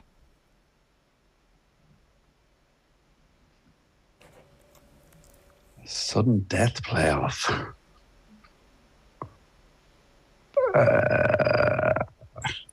Angel Cabrera? No. Anyone? Fuzzy Zeller. Fuzzy Zeller is correct. You don't get that point though, John. When Gene Zarrison and the boys were winning with playoffs, did they play again on the Monday? Played full 18 holes, sometimes a 36-hole playoff, apparently in Legend. Or maybe that just went to 36 because they didn't settle it after 18. But Fuzzy Zeller... Bring that back tomorrow. Joe, your first question. Who was the only golfer to finish as a runner-up in a Masters won by Tiger Woods and a Masters won by Jack Nicklaus?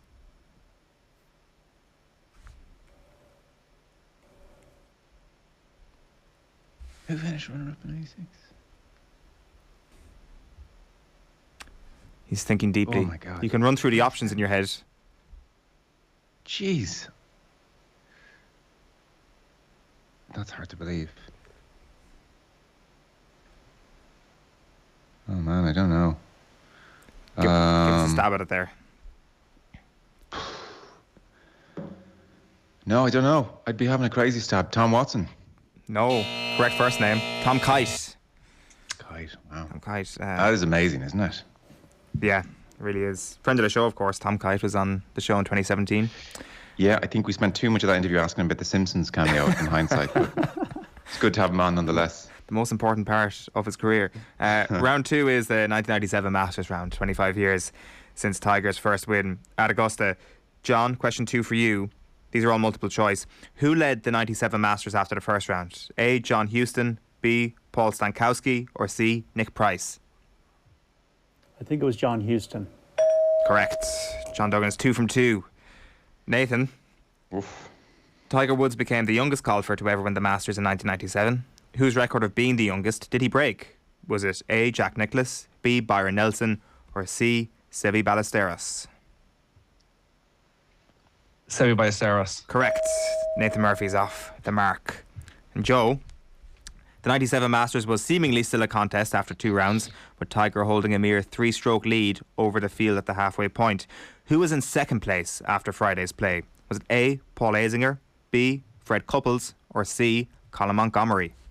C. Correct. 3 from 3, the 97 Masters. All of your specialist subjects. So it is John Duggan 2 points, Nathan 1, Joe 1. Round 3 is the Pass the Parcel of Doom round. In this round, all you got to do is give me a name that is on a list of names I have, and the Parcel of Doom passes on to the next contestant, who then also has to give me a name. We will keep moving through the list until one of you gives me an incorrect answer or fails to give me an answer, and you will then be eliminated. When 2 players are eliminated, the remaining person, the last man standing, gets the point, and we'll do it 3 times. John, you go first on this first list. Can you name a hole at Augusta National? Holly. Holly is correct. Then it goes to Nathan. Azalea. Azalea. Correct. Joe. Juniper. Juniper is correct.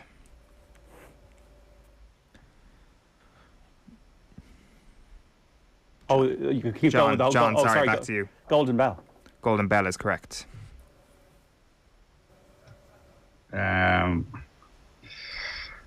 Magnolia. Magnolia is correct. Hole number 11. I'm going to be Kaleidoscope. So, what was Oh, God. That is not a hole. So it goes back to John. Pink Dogwood. Pink Dogwood. Hole number 14. Are you kidding me? Correct. Nathan. Oh, Pink Dogwood was what I had. But there's another. There's another Dogwood. I can't decide whether it's yellow or white. Just feel it. White Dogwood. Correct. Well done. Hole 17. John.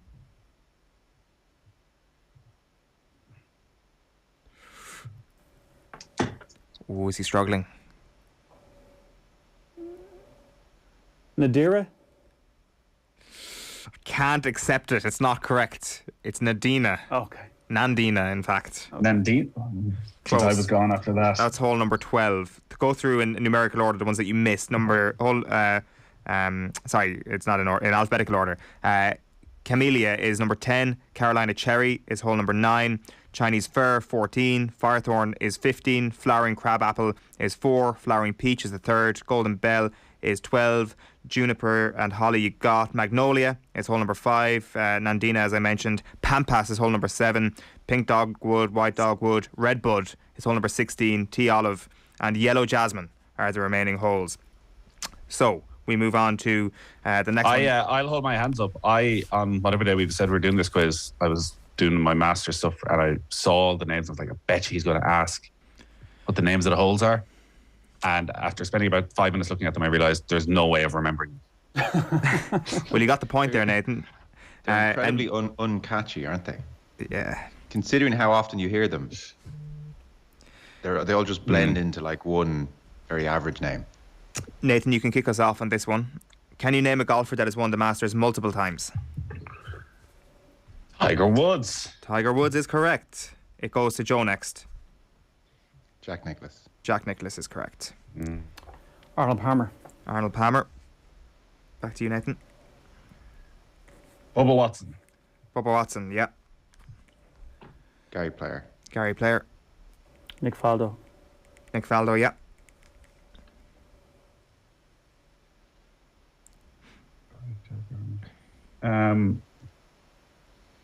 Seve. Seve is correct. Langer. Langer, yeah. Sam Snead. Sam Snead is correct, yeah. Olathibal. Olathibal, yeah. Saracen. Gene Saracen did not win the Masters multiple times. Oh my God. Joe's out. It goes back to John. Jimmy DeMeritt. Jimmy DeMeritt, yeah. The first person to win multiple Masters. First one to win 3 Masters, sorry. Nathan. Phil Mickelson. Phil Mickelson is correct, sorry. I just wasn't said, was he? Took me a second. Sorry, I thought for a second he was... Took me a second. Yeah, I'm Phil writing them all Mickelson's down, correct. you see. Correct, yeah. John. Ben Crenshaw. Ben Crenshaw, yeah. You're firing them off quickly. We have 1, 2, 3, 4 golfers left. Nathan.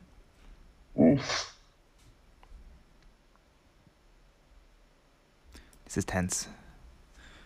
They're both tied at 2 apiece. Who's going to take the lead here? Tom Watson. Tom Watson has been said. Tom Watson has been said. Has he? Yeah, Tom Watson's been said. Who said it? Joe said No, it. he hasn't. No, I didn't. I mean, in hindsight, it's ridiculous. One of us here is writing down all the names. Sorry, you said Bubba Watson. Sorry, it was said. I accidentally ticked off Tom Watson. Sorry, Nathan. You're still alive. John. Byron Nelson. Correct. Byron Nelson is there. We've got 2 left. If you complete the list, I'll give you both a point. There's 2 left. Nathan. Ben Hogan. Ben Hogan is correct. There is 1 person left. So do I lose if I don't get this right? You lose if you don't get this right, or Nathan gets the point. 1 more person. This is really impressive. We've never got to the end of a Pass the Parcel of Doom. It's always exploded in brutal fashion. Horton Smith. Correct. Horton Smith. You completed the list. I'll give you both a point for that. That was very impressive, lads. Okay, so those are the golfers who've won the Masters multiple times. Joe, you can kick us off on this one. Can you name a player who has finished second in any Masters from 2010 onwards? And this, of course, includes ties. Jordan Spieth. Jordan Spieth is correct. 2016 and 2014. Is it me? Sorry, it is John, yes. Will Zalatoris. Will Zalatoris last year, yeah. Cam Smith. Cameron Smith is correct, yeah. 2 years ago. What year is this from? 2010? 2010 onwards. Yeah, including 2010, yeah. Louis Westhaven. I think it's me. Sorry, it is Joe next, yeah. Oof. You can just take the one I gave you. Louis. I was going to say, I have it written down. Louis Westhaven, yeah. 2012. John, you'll have to come up with something else. Sorry, what year is it from? The start of 2010. Adam Scott. Adam Scott, yeah. 2011. Brooks Koepka. Brooks Koepka is correct. 2019, he finished second. Oh, I missed one there, John. Oh, Zalatoris, that's who it was. Joe, is back to you.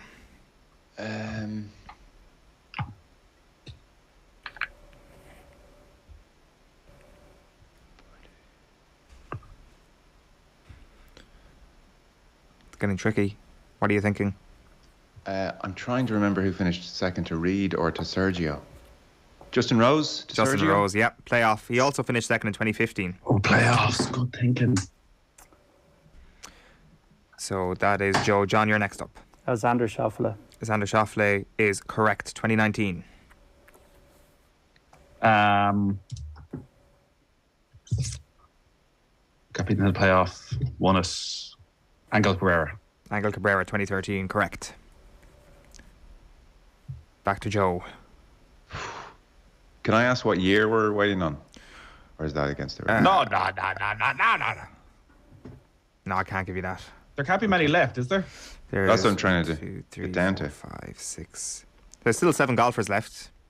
Oh, are there? Yeah. Jeez. They could be from Okay, similar okay. years. Obviously, there could be multiple people in a tie. Yeah, of course, yeah. Yeah, 16 runners up in total. Got 7 left. Oh, man, I'm into guessing territory, to be honest. Just by law of averages. I don't think it's right. I'm going to say it anyway. Phil Mickelson? Correct. 2015. Oof. That's a total guess. Still alive. John? Yeah. Sung Jae Im. Sung Jae Im is correct. 2020. Himself and Cameron Smith, both in a tie for second.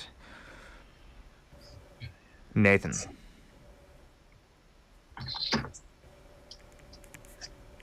Gonna need to up the pace here, maybe, if possible. If you can find those names. Jason Day. Jason Day is correct. 2011. Joe. Do you have another guess left in you? I was tempted to say Rory, but I think his best is 5th. And so I'm going to say... God, I don't know at all.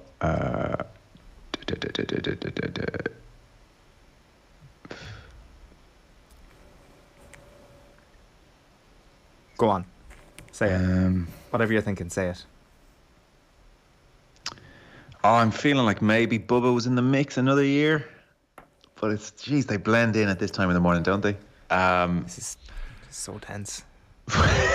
It's not. I think I'm already out of this quiz, so it's not that tense. I will bow out gracefully on Bubba's sword then. No, Bubba did not finish runner up. So it goes back to John. How many left? 1, 2, 3, 4 left. Lee Westwood? Lee Westwood is correct. He did it twice, 2016 and 2010. Jeez. Nathan. 3 left. John said Shoffley, did he? Yeah. Shoffley's been said, yeah. He did. I'll go by Joe's sort of law of averages. Dustin Johnson? Correct. 2019. Good shout. The air is getting thin in this round. There is 2 golfers left. Can we go all the way again? So I lose just because it's on me. I lose if I don't get it right. That rules of the quiz, John. Okay. Yeah. And I'm not really in this quiz that much. The parcel of doom explodes if you don't get it. Has Jordan Spieth been said? Jordan Spieth has been said. It was the first one said, yeah. You're bowing out. Has Brooks Koepka been said? Yeah, I said him. Yeah. The next name you say is going to be your answer.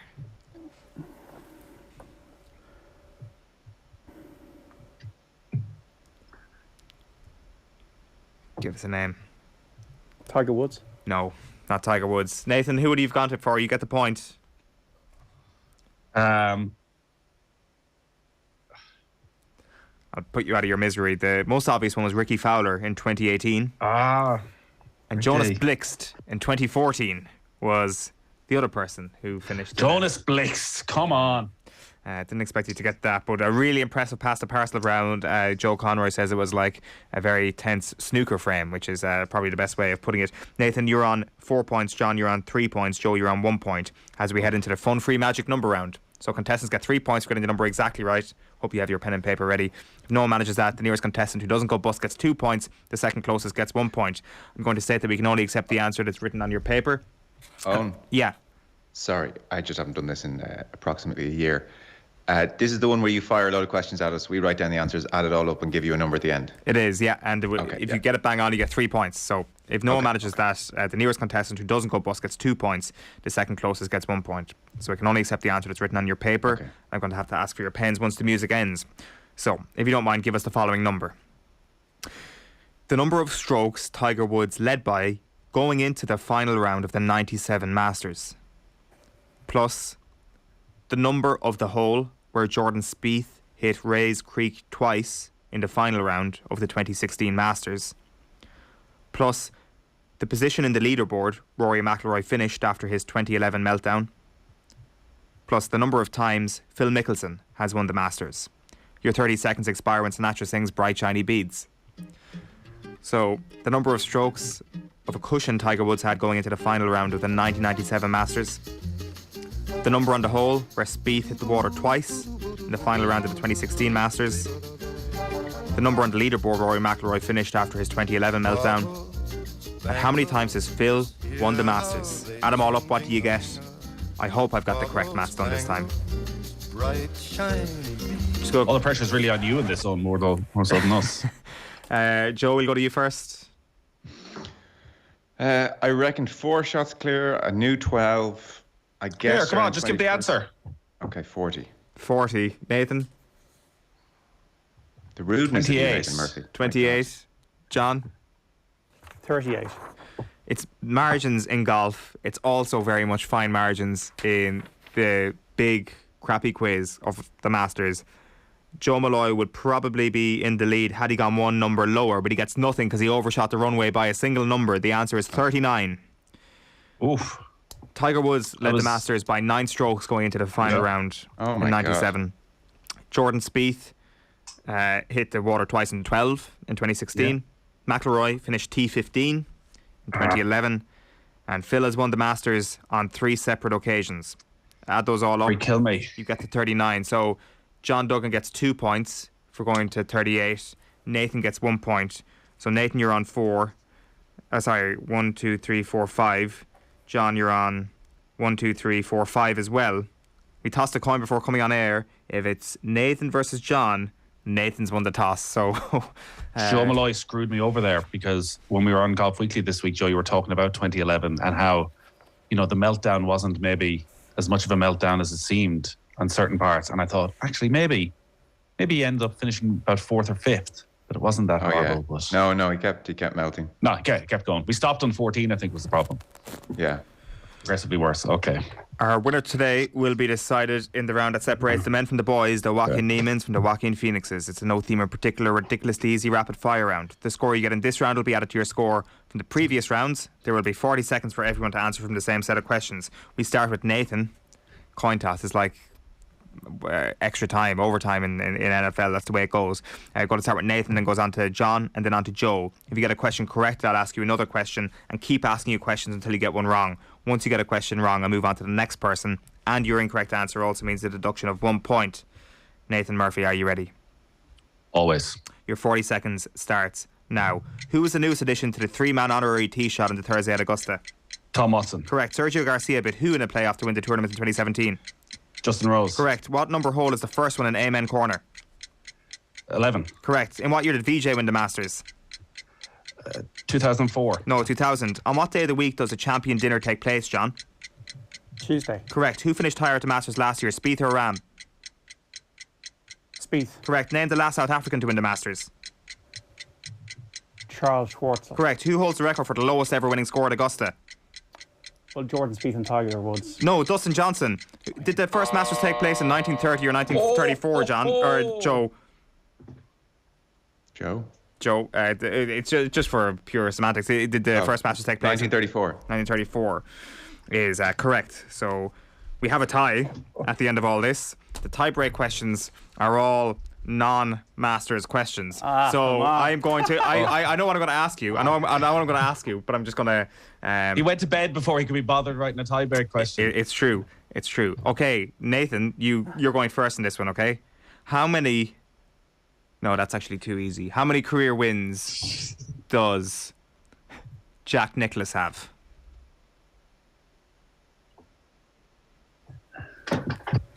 Nathan to go first.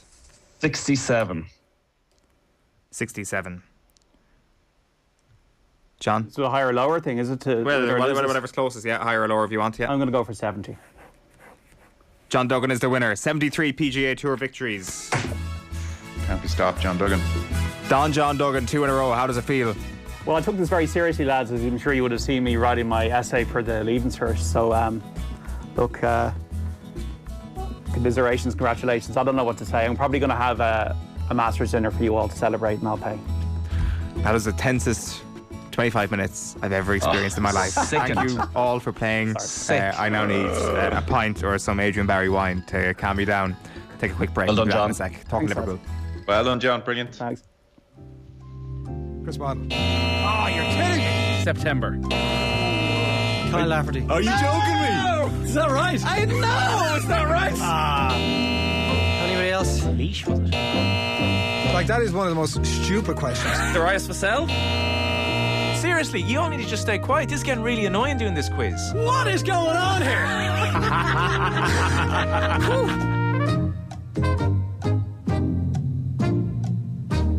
OTB AM on OTB Sports Radio, Ireland's first and only sports radio station. This Tuesday, Ireland head to Sweden in a bid to keep their World Cup hopes alive. Flashes across and it's in the back of the net. Can they get the goal they need to overcome the world number 2? On the left-hand side of the air, in towards Carusa, behind Carusa, and Lucy Quinn applies the finish. OTB Sports will keep you up to date with the action as it happens. McCabe, 25 yards out, in towards O'Sullivan with the header, and a hat-trick. Full live and exclusive commentary on Tuesday at 5:30, only on OTB Sports Radio. Marginal gains, XG, top speed, recovery, what's it all about? Want to improve but don't know where to start? With more data than ever now available, OTB Sports have teamed up with Whoop to cut through the noise and help you raise your game, no matter the sport. OTB Sports are delivering the metrics that matter. Meaningful metrics in partnership with Whoop, the personalised digital fitness and health coach that helps you unlock your inner potential.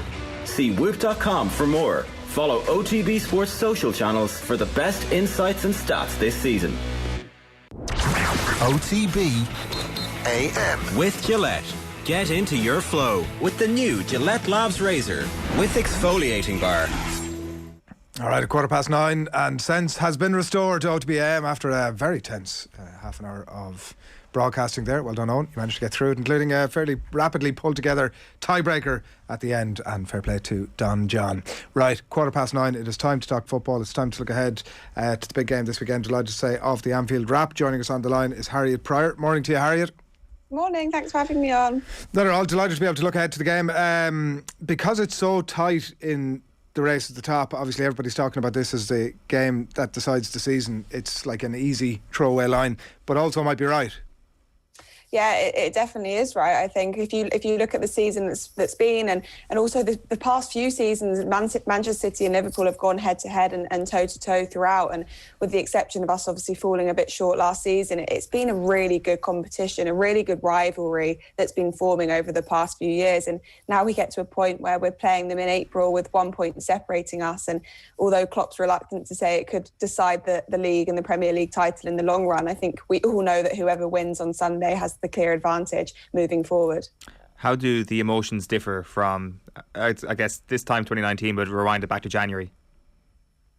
Yeah, I think obviously, I think if you're looking back at the last few seasons, last season obviously didn't go as planned. The season before that, we were miles ahead, and obviously we never got to celebrate that trophy in the way we wanted to, and that league title in the way we wanted to. I think that the feeling at the moment is one of intense anticipation, excitement, nervousness, and a bit of pressure, if I'm honest. I think if you're looking at the game at the weekend, there's a feeling that if we do pick up nothing at the Etihad, which is obviously the worst case scenario, that we will fall a little bit behind, and it will be a little bit of a setback when we've worked so hard to claw back a 14-point gap between the two teams. So it's a nervous feeling now, not as good as when we were 20 points clear, much better than last season when we were having a nightmare January.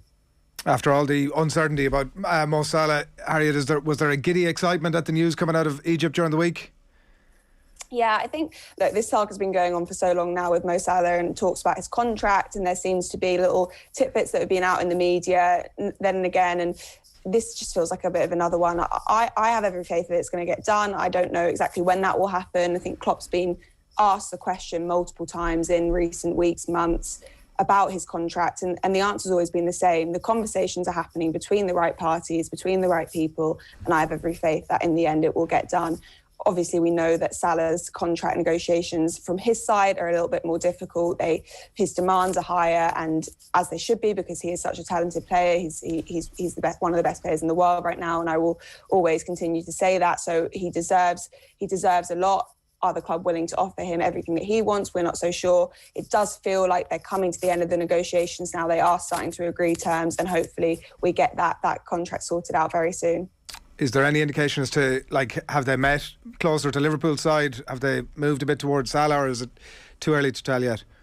I think it's a bit too early to tell. I think there's going to have to be a bit of negotiation and wiggle room and flexibility really from both sides, because FSG are quite set in their ways in how they operate in terms of transfers, in terms of contract negotiations. They don't like to the term is used a lot, break the wage structure, and they don't like to do that for any player, and that unfortunately includes Mo Salah. However, I think now there's a little bit of acceptance that in order to keep him and recognise that he has got a few years left at his peak, they're going to have to negotiate on that a little bit and be a bit more flexible, and hope that the rest of the team accept, because I think that's the anticipation now, is that, okay, you offer Mo Salah a new contract and he's getting loads more money than the other players. Well, then what do players like Virgil van Dijk start to say, and Alisson start to say, and other stars that we have in our team? So I think that's why they've been a bit careful so far around just giving him everything he wants. And strangely, that news comes at a time where, obviously heading into a game, the magnitude of this game on Sunday, he's not where you would want him to be in terms of form and confidence. He's 1 goal in 9 games for club and country. It's a game that's coming at a bad time for a brilliant player. Yeah, you could say that, or you could flip that and say that this is the perfect game for Mo Salah to get back on track. And he always performs really, really well in big games, and that's the reality of it. People are having a conversation around whether or not he starts on Sunday. For me, you do not leave Mo Salah on the bench against Manchester City, regardless of whether he's in the top of his form or a bit below that. I think obviously the goals haven't been there. A couple of performances haven't been quite there. We're aware of that. After AFCON and after the recent World Cup qualifications, it's clear that his head has been a little bit, not in the wrong place, but a little bit, distracted by all the contract talks as well. I don't doubt that Mo Salah is an absolute professional and will now be concentrating on a huge month ahead for Liverpool and a huge season ahead, knowing that the end goal could be another 3 trophies when they've already won 1. So is it himself and Jota and Mane that get the nod? Oh, it's a really difficult one, because before the Benfica game, I wouldn't have said Diaz had a contention for a starting place. And now after his performance and how well he played, I think he might be one to come in. That middle position is the most interesting one for me, whether you play Jota because he's been scoring so much, whether you play Firmino because he's had so much experience playing in these big games, or whether you put Mane there because he's in the last 6-7 weeks had to play that role and done it really well. For me, I'd be starting Diaz on the left, and actually I think I'd put Mane through the middle and Salah on the right. That's my starting 3 for the weekend. Yeah, I know Michael Owen was saying that the fact that Diaz got 90 minutes might be an indicator that Klopp is kind of looking to rest him. Yeah, exactly. He did get the whole game against Benfica, and I think that was an obvious one for him to play because he knows the league and he's played in that league before and knew the opposition. And obviously, following on from the game on Sunday, we've got another Champions League game on the Wednesday night at Anfield, so we'll have to have fresh players for that. You could see him being a bit of a cult hero. I think it came to the fore a little bit during the week as a former Porto player. He was getting the jeers from the crowd. He really warmed to that, and really responded to it, seemed to feed off it almost to some degree. He could see him being a big player for Liverpool on the basis of that type of performance for years to come. Oh, absolutely. He's been so impressive since he joined. I don't think anyone expected him to settle in quite this quickly. The only player we've really seen this with in the last few seasons is Jota. However, he played in the Premier League before. He was at Wolves and had that Premier League experience. Diaz has come in from a different league, from a different country, not speaking the language, and so many different factors that feed into it, and just looks instantly like a Klopp player, and that's really not an easy thing to do. And he's so exciting. He looks like he's really gelled, not just on the pitch but off the pitch. He's contributing goals already. He's contributing such attacking flair. He's a really exciting talent, and definitely one that will be such an integral part of the team for years to come. The really interesting thing about Liverpool over the last little while is just the slow build-up of depth, and that's not just to do with the signings of Diaz and players like Diaz. It's also to do with the coming to form, particularly in midfield, of the likes of Thiago and Keita, who really look at times over the last little while undroppable. So what sort of constellation are you looking at for midfield this week, considering they're probably going to start their best midfielders?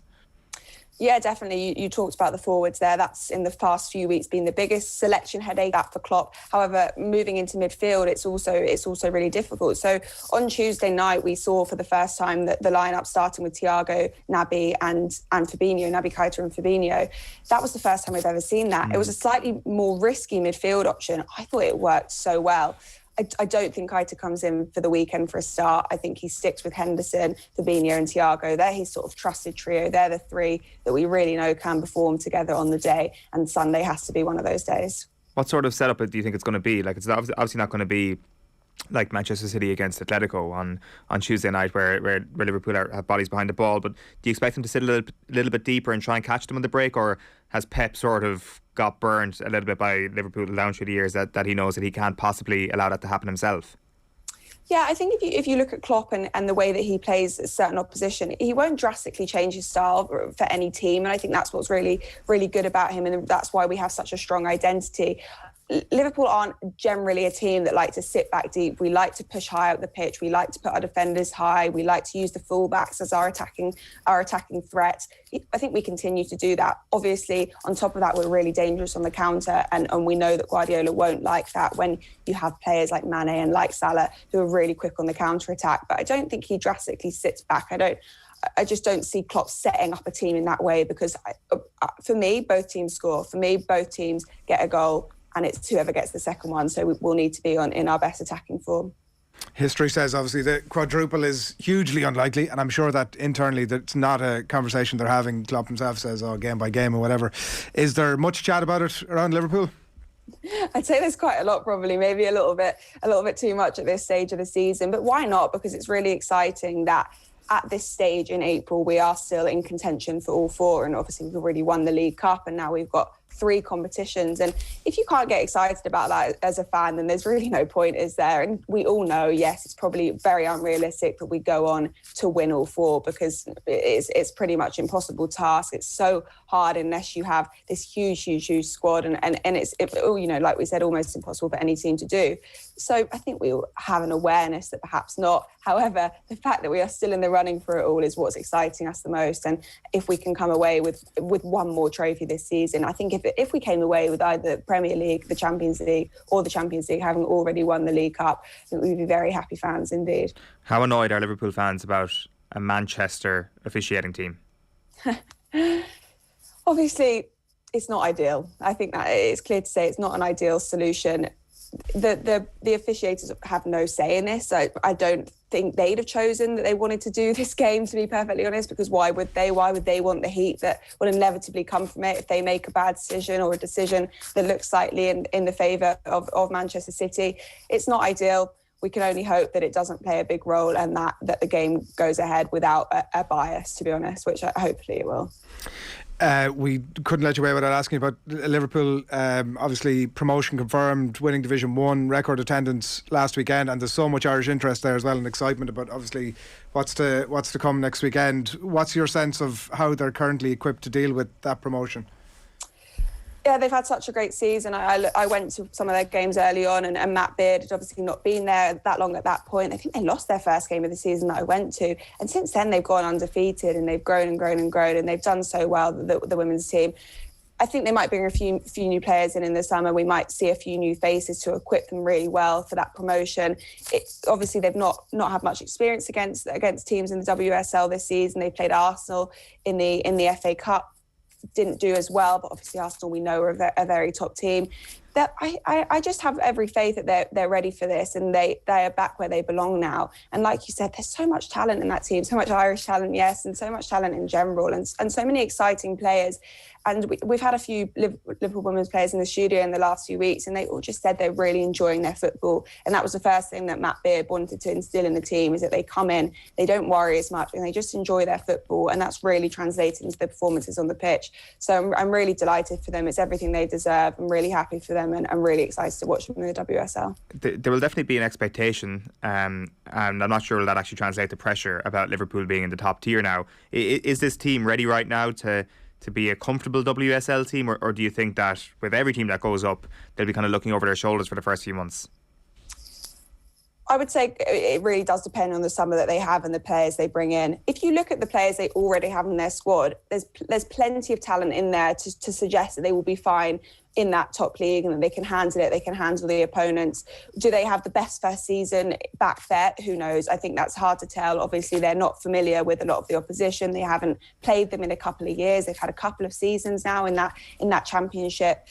But I do believe with Matt Beard and with the new manager and with everything that's the momentum on their side and the team that they're building there now, it does look like they will have a good run. And Klopp was saying as well in the press conference when he spoke about them, there's a real focus now on that women's team and a real belief that they can do well, a real investment in them. There's so much excitement around women's football in general with the Euros coming up and everything around it that I just have every faith that they'll be okay and they can handle it. Enjoy the football at the weekend. Thanks a million. Thank you so much. Bye. Harriet Prior there of the Anfield Wrap. Lots of comments coming into us, plenty on the quiz as well, by the way. What a quiz, says Andrew. Some knowledge on the Masters on show here, says Aidan. And it really was a showing. Rory will shoot a 65 on Sunday and once again finish in the top 10 without really being ever in contention, says Fergus Keogh. That would do us fine if we have a few quid on them. Ireland superstar Denise O'Sullivan has been chatting to Eoin ahead of Ireland's tricky away trip to Gothenburg to take on Sweden on Tuesday. It's a game that you'll be able to hear live on Off the Ball, and Nathan will be on co-commentary there alongside Dora Gorman, and Aisling O'Reilly and Julianne Russell will both be in Sweden to bring you all the colour of the game well in advance as well across the Monday and Tuesday. But here's Eoin chatting to Denise O'Sullivan. Denise, you were just saying you've cracked jet lag at long last, or not at long last, you've always had it down. Yeah, I do. I think I'm used to the jet lag side of things now, coming in from America.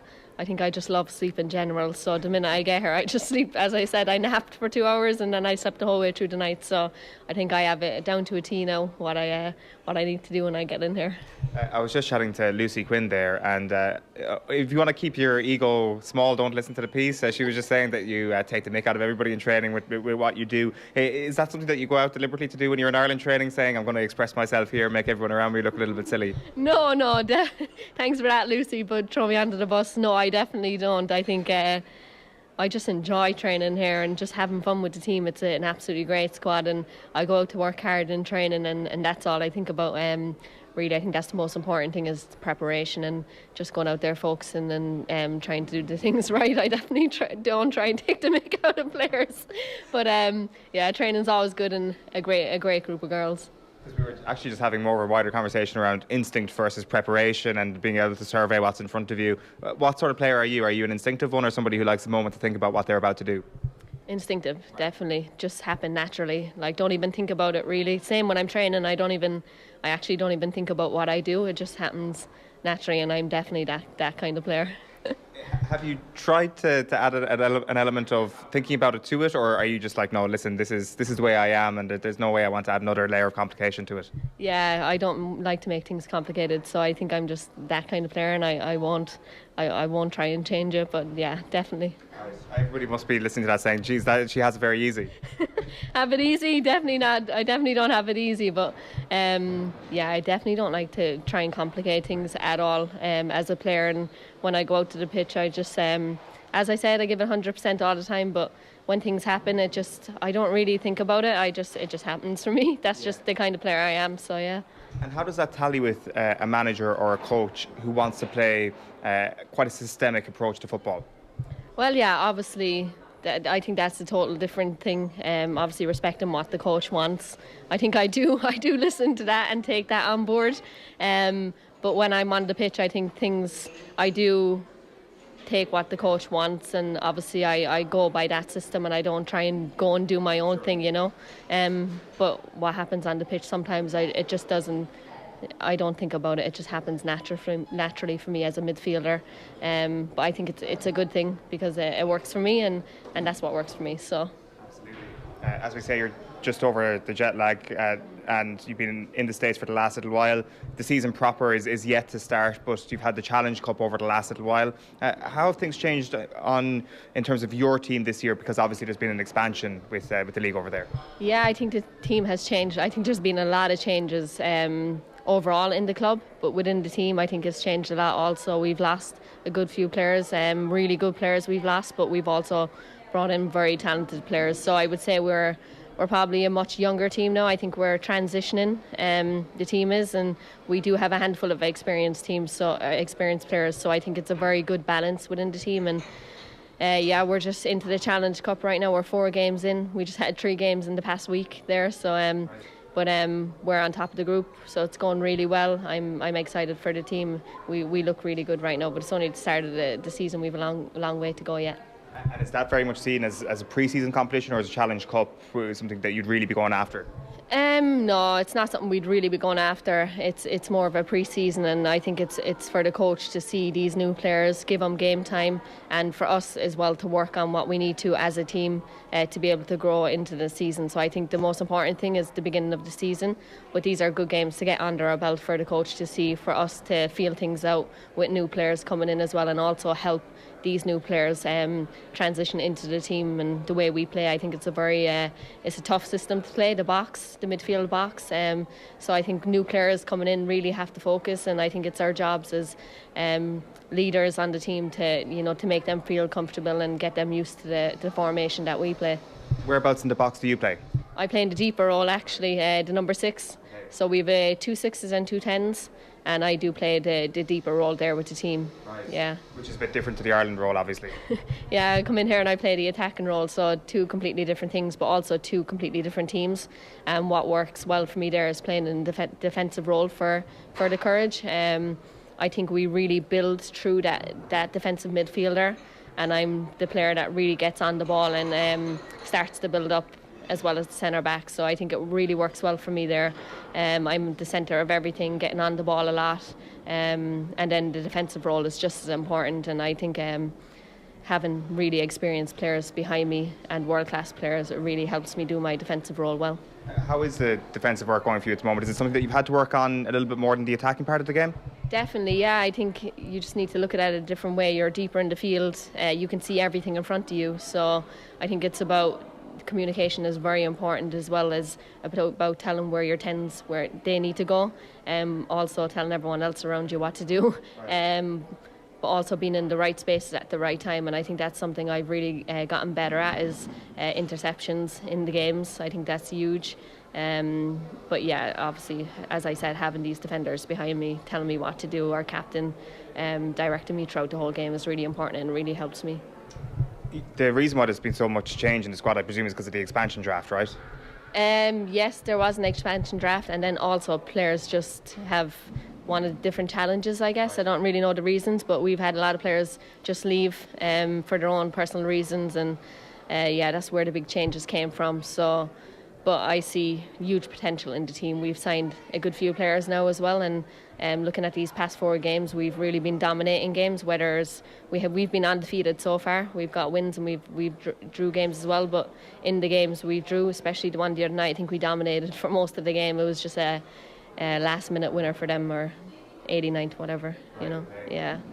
Like, given the amount of turnover, then you'd be one of the senior players in the squad, obviously. The leadership role just grows year after year. How comfortable are you in that leadership role? Yeah, I'm comfortable. I'm never settled. I always think I can get better at it, and I always think I can communicate better to players in front of me. But I do think I have gotten a lot better over the years, and I think that's with the help of experienced players around me. And when I first went into the Courage, I don't think I said a word. To now, I'm one of the leadership players, and I'm very vocal, and I need to be that way. And I also try and encourage players around me to, especially the younger ones coming in. I think it's really important to have that balance of holding them accountable, but also welcoming them and try and, you know, make them feel welcome coming into the team. So definitely gotten better, but there's a long way to go. Yeah, I definitely think I can improve in it. I think you're playing Angel City first in the league, right? The one of the new teams, if I'm not mistaken. I think it's Angel City. There's San Diego and Angel, but I think we're playing Angel City at the end of April, maybe. So honestly, I don't know what to expect from that team. Obviously, they're brand new, so don't really know. But I know they have really good players. They have experienced players. There was a lot of investment went into that team. And it's great to see 2 new teams come into the league, so we'll be very excited to play a new team for the first game. Yeah, because I was just going to ask, does bigger mean better for the league over there? Is this a sign that the league is kind of growing to the same extent that football is growing here, and especially with the WSL? Yeah, I think so. I think having 2 new teams is huge. It shows the growth of the league, and I think those 2 teams as well have, as I said, a lot of investment and a lot of women investing in the teams. So I think that's really, really important. But yeah, even the publicity we get in that league now is after growing a lot more over the past few years. And when you go to games, you go up to Portland, you're playing in front of 20,000 in a stadium. So it's really exciting there, and I think there's a long way to go yet, and it's going to keep growing, hopefully. Did you keep an eye on what happened at the Camp Nou last week, and the ridiculous crowd there and some unbelievable goals scored? Yeah, absolutely. Love watching Barcelona. By the way, they're an unbelievable team, but just to see that 90,000+ turnout at that stadium is absolutely huge for women's football all around the world, and hopefully seeing that now, that's just the start, and that'll hopefully keep building and happening all around the world. But it was really exciting to see, and some amazing goals. Just a great game and event in general. It seems it's realistic for you now to expect that you'll get to play at the Aviva as a Republic of Ireland international someday, right? Yeah, I mean that's something we do want as a team someday, but I do think it has to be the right time. It has to be the right game to play there. I think playing in Tala Stadium is so important for us. I think we love it as a team. We have our fans there. We know that are going to come out and playing there. You can just feel the energy in the stadium when we're playing in these games. So it is a really good atmosphere. But definitely, I would love to play in the Aviva someday. But as I said, it has to be the right game, the right time, and we need to get a crowd out there to be able to play there. The feeling amongst the camp of the people I've spoken to today is that this is a really good opportunity next week, because the gap, as everybody can see, between Ireland and the top teams has closed. How excited are you, first of all, for Sweden next week? Oh, I'm very excited. I think playing against teams like Sweden, number 2 in the world, it's something I want to do as a player. They're the games that you want to be playing in, the challenges that you want to take on. So I think the team in general is very excited. We know what we're going up against. They ain't number 2 in the world for nothing. So it's going to be a very challenging game, but it's a real good opportunity for us to go and show what we can do.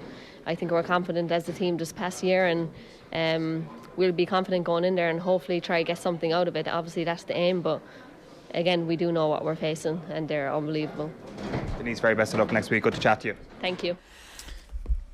Big few days for Vera Pauw's team. It is 20-9, and by the way, a reminder that you can check out that full game. It'll be live and off the ball. Nathan will be on co-commentary duty alongside Dora Gorman and Aisling, and Julianne Russell will be in Sweden, bringing you all the colour ahead of the game on the Monday and into the Tuesday as well, and more details on that over the coming days too, so do stay tuned for all of that. A reminder that OTB AM is brought to you live each morning by Gillette Labs for an effortless finish to your day. And coming up on Off the Ball over the weekend, tomorrow a specially extended show, 1 o'clock to 8, would you believe? Masters latest, obviously, all through the day.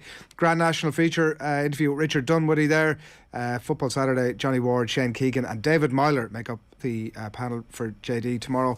Exeter against Munster will be live as well in the Heineken Champions Cup tomorrow, so it's a specially extended show. And then on Sunday, also extended 1 to 7, pay-per-view as usual, Masters Sunday with Gary Murphy, and then live Premier League commentary of that game of the weekend, Manchester City against Liverpool, and it'll be Stephen Doyle alongside Brian Kerr, so plenty to look forward to on.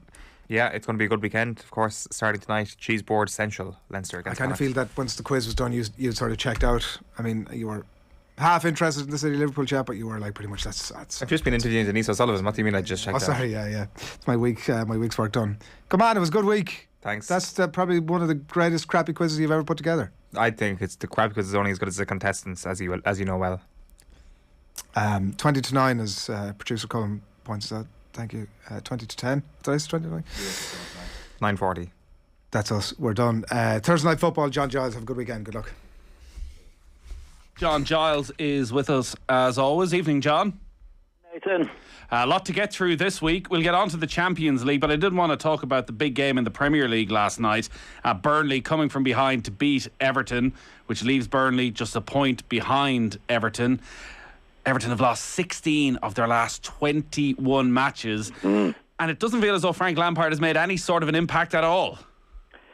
No, it takes time, Nathan. You know, when the club wasn't down where they are by just being unlucky. Obviously, there was a lot of, as we know, there's a lot of talk about players not being brought in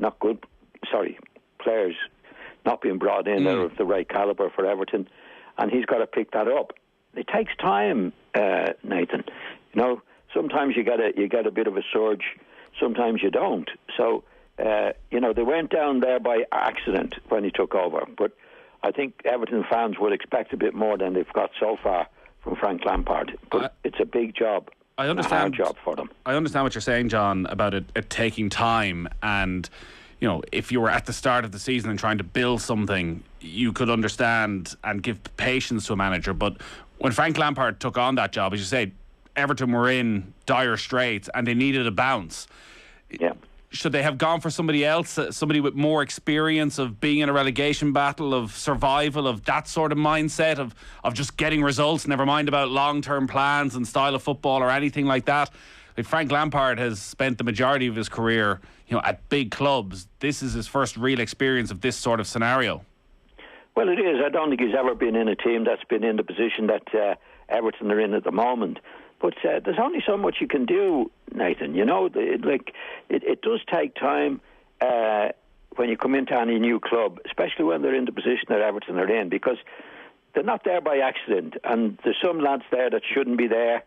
He's got to sort out, well, who are they? Who are the good lads? Does he have time to get new players in? And John, is that something that a more experienced manager would learn and be able to do quicker than Frank Lampard? No, I don't think so, Nathan. I mean, if you look at the managers that are there before Frank, they're all experienced managers. Benitez was extremely experienced, but he couldn't do anything with them. whoever was there. There was a couple of managers there. But this hasn't happened overnight at Everton. This has been going on for a while, Nathan. And whoever's the bringing the talent in, it hasn't been good. And you wouldn't know what the spirit is like in the dressing room until you go into it. And that's what Frank is finding out. Now, he's going to be up against it because of the time element between now and the end of the season before he gets a start on it and puts his own stamp on it. But it's very, very difficult. And I think, obviously, an experienced manager would have a better chance. But they have had experienced managers there.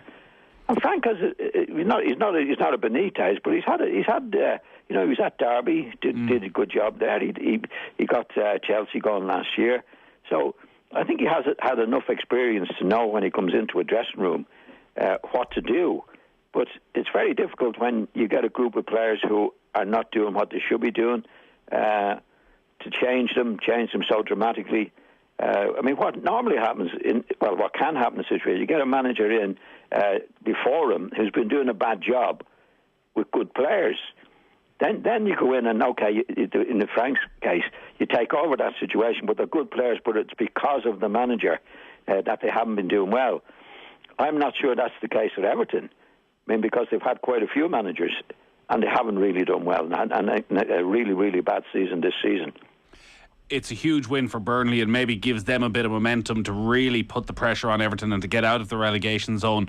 Sean Dyche, I don't know if you saw his comments after the match, but they were fascinating about the turnaround at half-time when Burnley trailed by 2-1.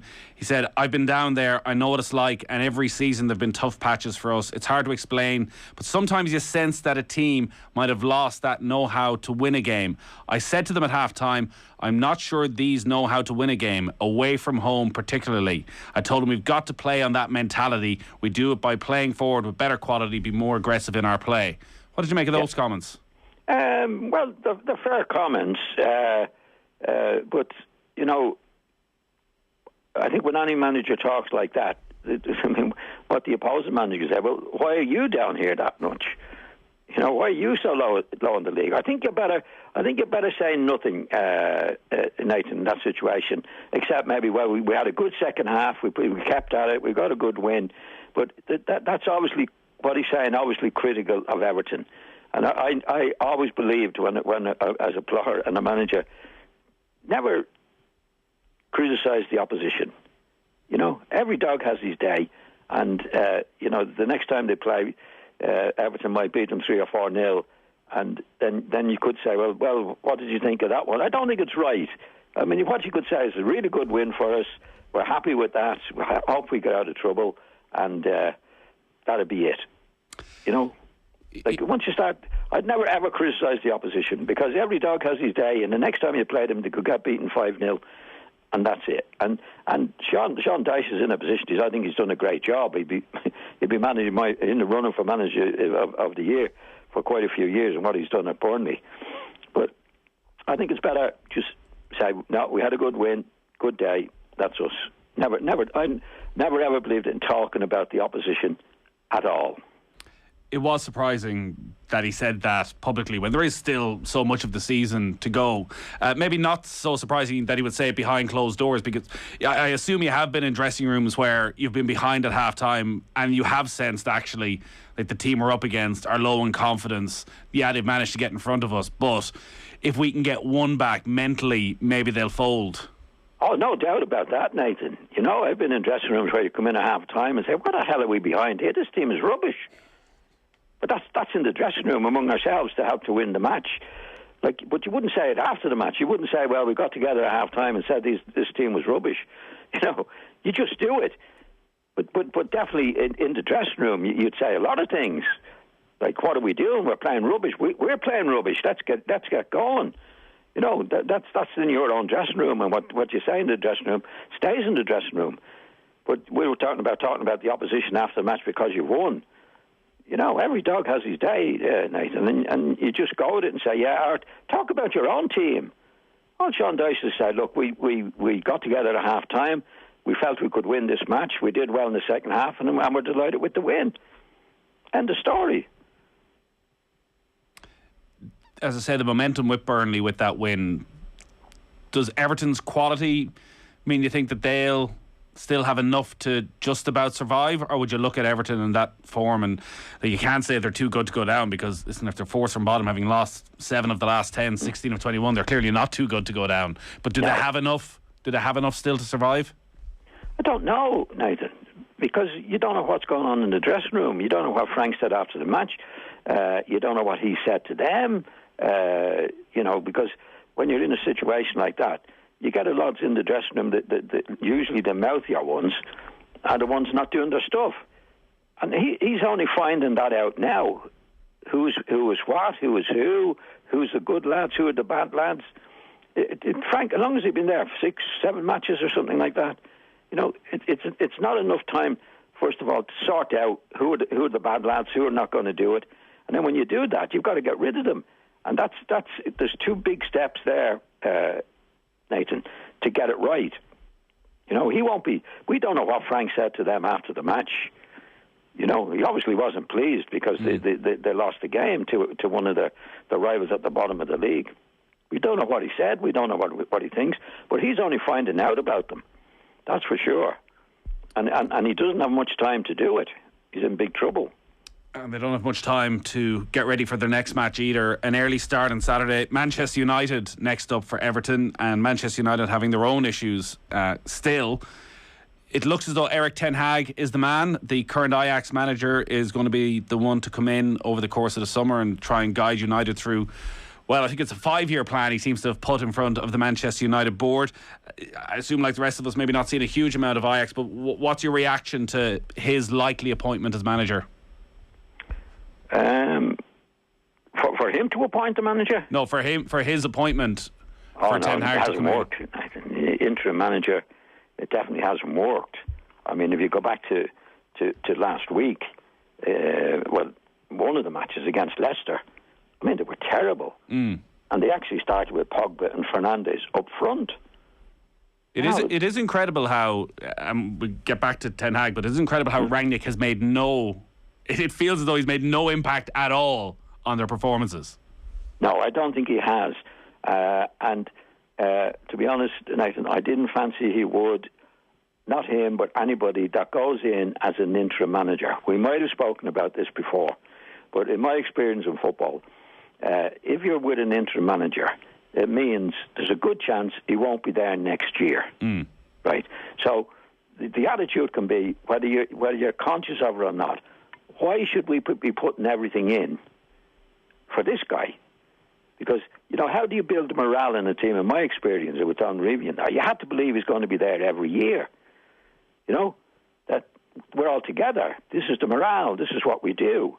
But if you think, well, he's not going to be there next year, and he starts giving you telling off, well, it doesn't mean you're going to do anything about it. Then you're talking about contracts I've got to play for him, and not just the contracts, but having a team and having a morale.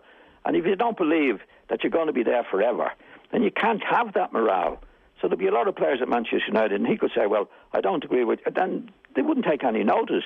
And it might not necessarily be a conscious thing, but an interim manager is an interim manager, and it's obviously he's not going to be there next year. So the players think, well, why should I play for him? And there's one other thing on the Manchester United situation. They've just given Fernandes a new contract, a new 3-year contract, I believe, Nathan. That's before the new manager comes in. So who's making the decisions on that? That's what they've been doing for the last 3 years without a manager with Manchester United, in my opinion. But that shows you up. I mean, if you wanted a new manager to do it in the right way, in my opinion, you say, well, we can't give you a new contract because we'll have to wait till the new man comes in and let's see what you're doing. Does he agree with that? So it's been a mess at Manchester United all the way around. The interim manager has been a disaster for them. The way it's happened, he hasn't made any contribution at all. I think they're worse now than when he came in. But he was and is an interim manager. So, they've got to get, and should have got a proper manager in now. I mean, if you hop on to Spurs' situation. Well, on that, just before we talk about Spurs and Conte, because we've spoken over the last few months about the possible options, and you've spoken strongly in favour of Conte, Thomas Tuchel. We've talked about Mauricio Pochettino. It looks as though Manchester United aren't going to go with any of them, that they're going to go with Erik ten Hag of Ajax. Yes. Well, I think he's done a good job there, Nathan. But he wouldn't be as well known as the managers that you just mentioned. He could be a top manager. I don't know. I think he's done a good job at Ajax, but he wouldn't have proven himself as much as the managers we remember, Pochettino or Conte, the managers that you just mentioned there. Particularly Conte. You know, I definitely think they could have got Conte. But there was a statement from somebody, one of the officials at United, that with the players that we have here, we don't think that they would suit him.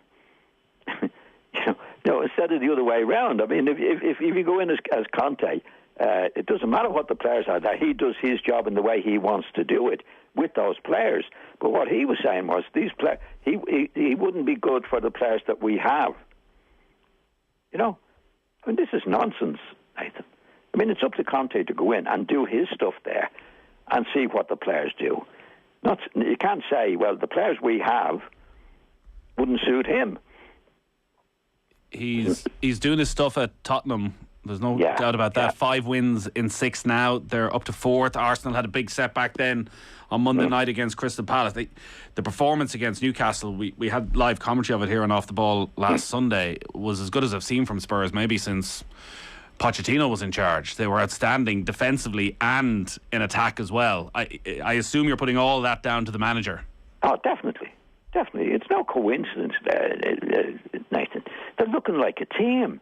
It's like when you see Spurs playing, they're a team. You know, and against Newcastle, probably a special day. They played exceptionally well, and Newcastle were poor. But they're a team. You can see, looking at them, they're all playing with each other. They're getting back. They're getting forward. They're doing all the things that teams should be doing. That doesn't happen by accident. The opposite happens. You see what you see at Manchester United. Pogba and Fernandes, he's not kicking a ball. The other players not kicking a ball. That's why you have a manager in the team. That's what the good ones do. After a few weeks, he's been there a couple of months now, Conte. You can see a difference in them. Now you get the lad at United. Now he's been there about the same time as Conte, maybe a little less, but they look worse, Nathan. Now, good managers make them look better. Give them a certain period of time to get the message across, what they want to do, sort out the players, who have we got, who have we not got, what can I do with him. Then what they start with is effort. Everybody having a go. That's what new managers do. The good managers, right? No matter what you do, you have a go. Everybody's a go. And he soon sorts them out. And if you look at Spurs over the last few matches, they're looking more and more like a team. And that's what happens. It's been a brilliant turnaround as well for Matt Doherty, who looked as though he was almost certainly on his way out of the club. Had played very little football this season. Yet has played on the right-hand side of the 4 in midfield. Has played on the left-hand side last week. It's some story in how he's managed to win Antonio Conte over. Well, that happens, Nathan. You know, because when any manager going into a club, you have your own ideas of what players are like. And I found that myself going into management at West Brom. I played against him. I said, well, I know what he's like. And when I went in, some of the players that I thought were really good players weren't. And some of the players I thought were no good were good. You have to see them play. And Doherty's a good player. And he's recognised that and put him in the team, and he's doing well. That happens. Because you're going into the club, you don't know. You have an impression of... It's like Frank Lampard going into Everton. He has an impression of what the players are like. But he has to see them play. And unfortunately, some of the players I think that he thought were good are not so good. And in Conte's case, it's the same. Like, as I say, we didn't pick Doherty at all early on. But he's come to realise when he's given him a chance, this guy is better than I thought he was. That's why you need the time at the club, Nathan, to sort out those particular players. Might look at the Champions League then over the last couple of nights, and Chelsea. It's been a tough week for Chelsea and for Thomas Tuchel, taken apart by Brentford in the Premier League at the weekend. And then last night it was the Karim Benzema show against Real Madrid. Anything obvious as to what's gone wrong with Chelsea in these 2 games?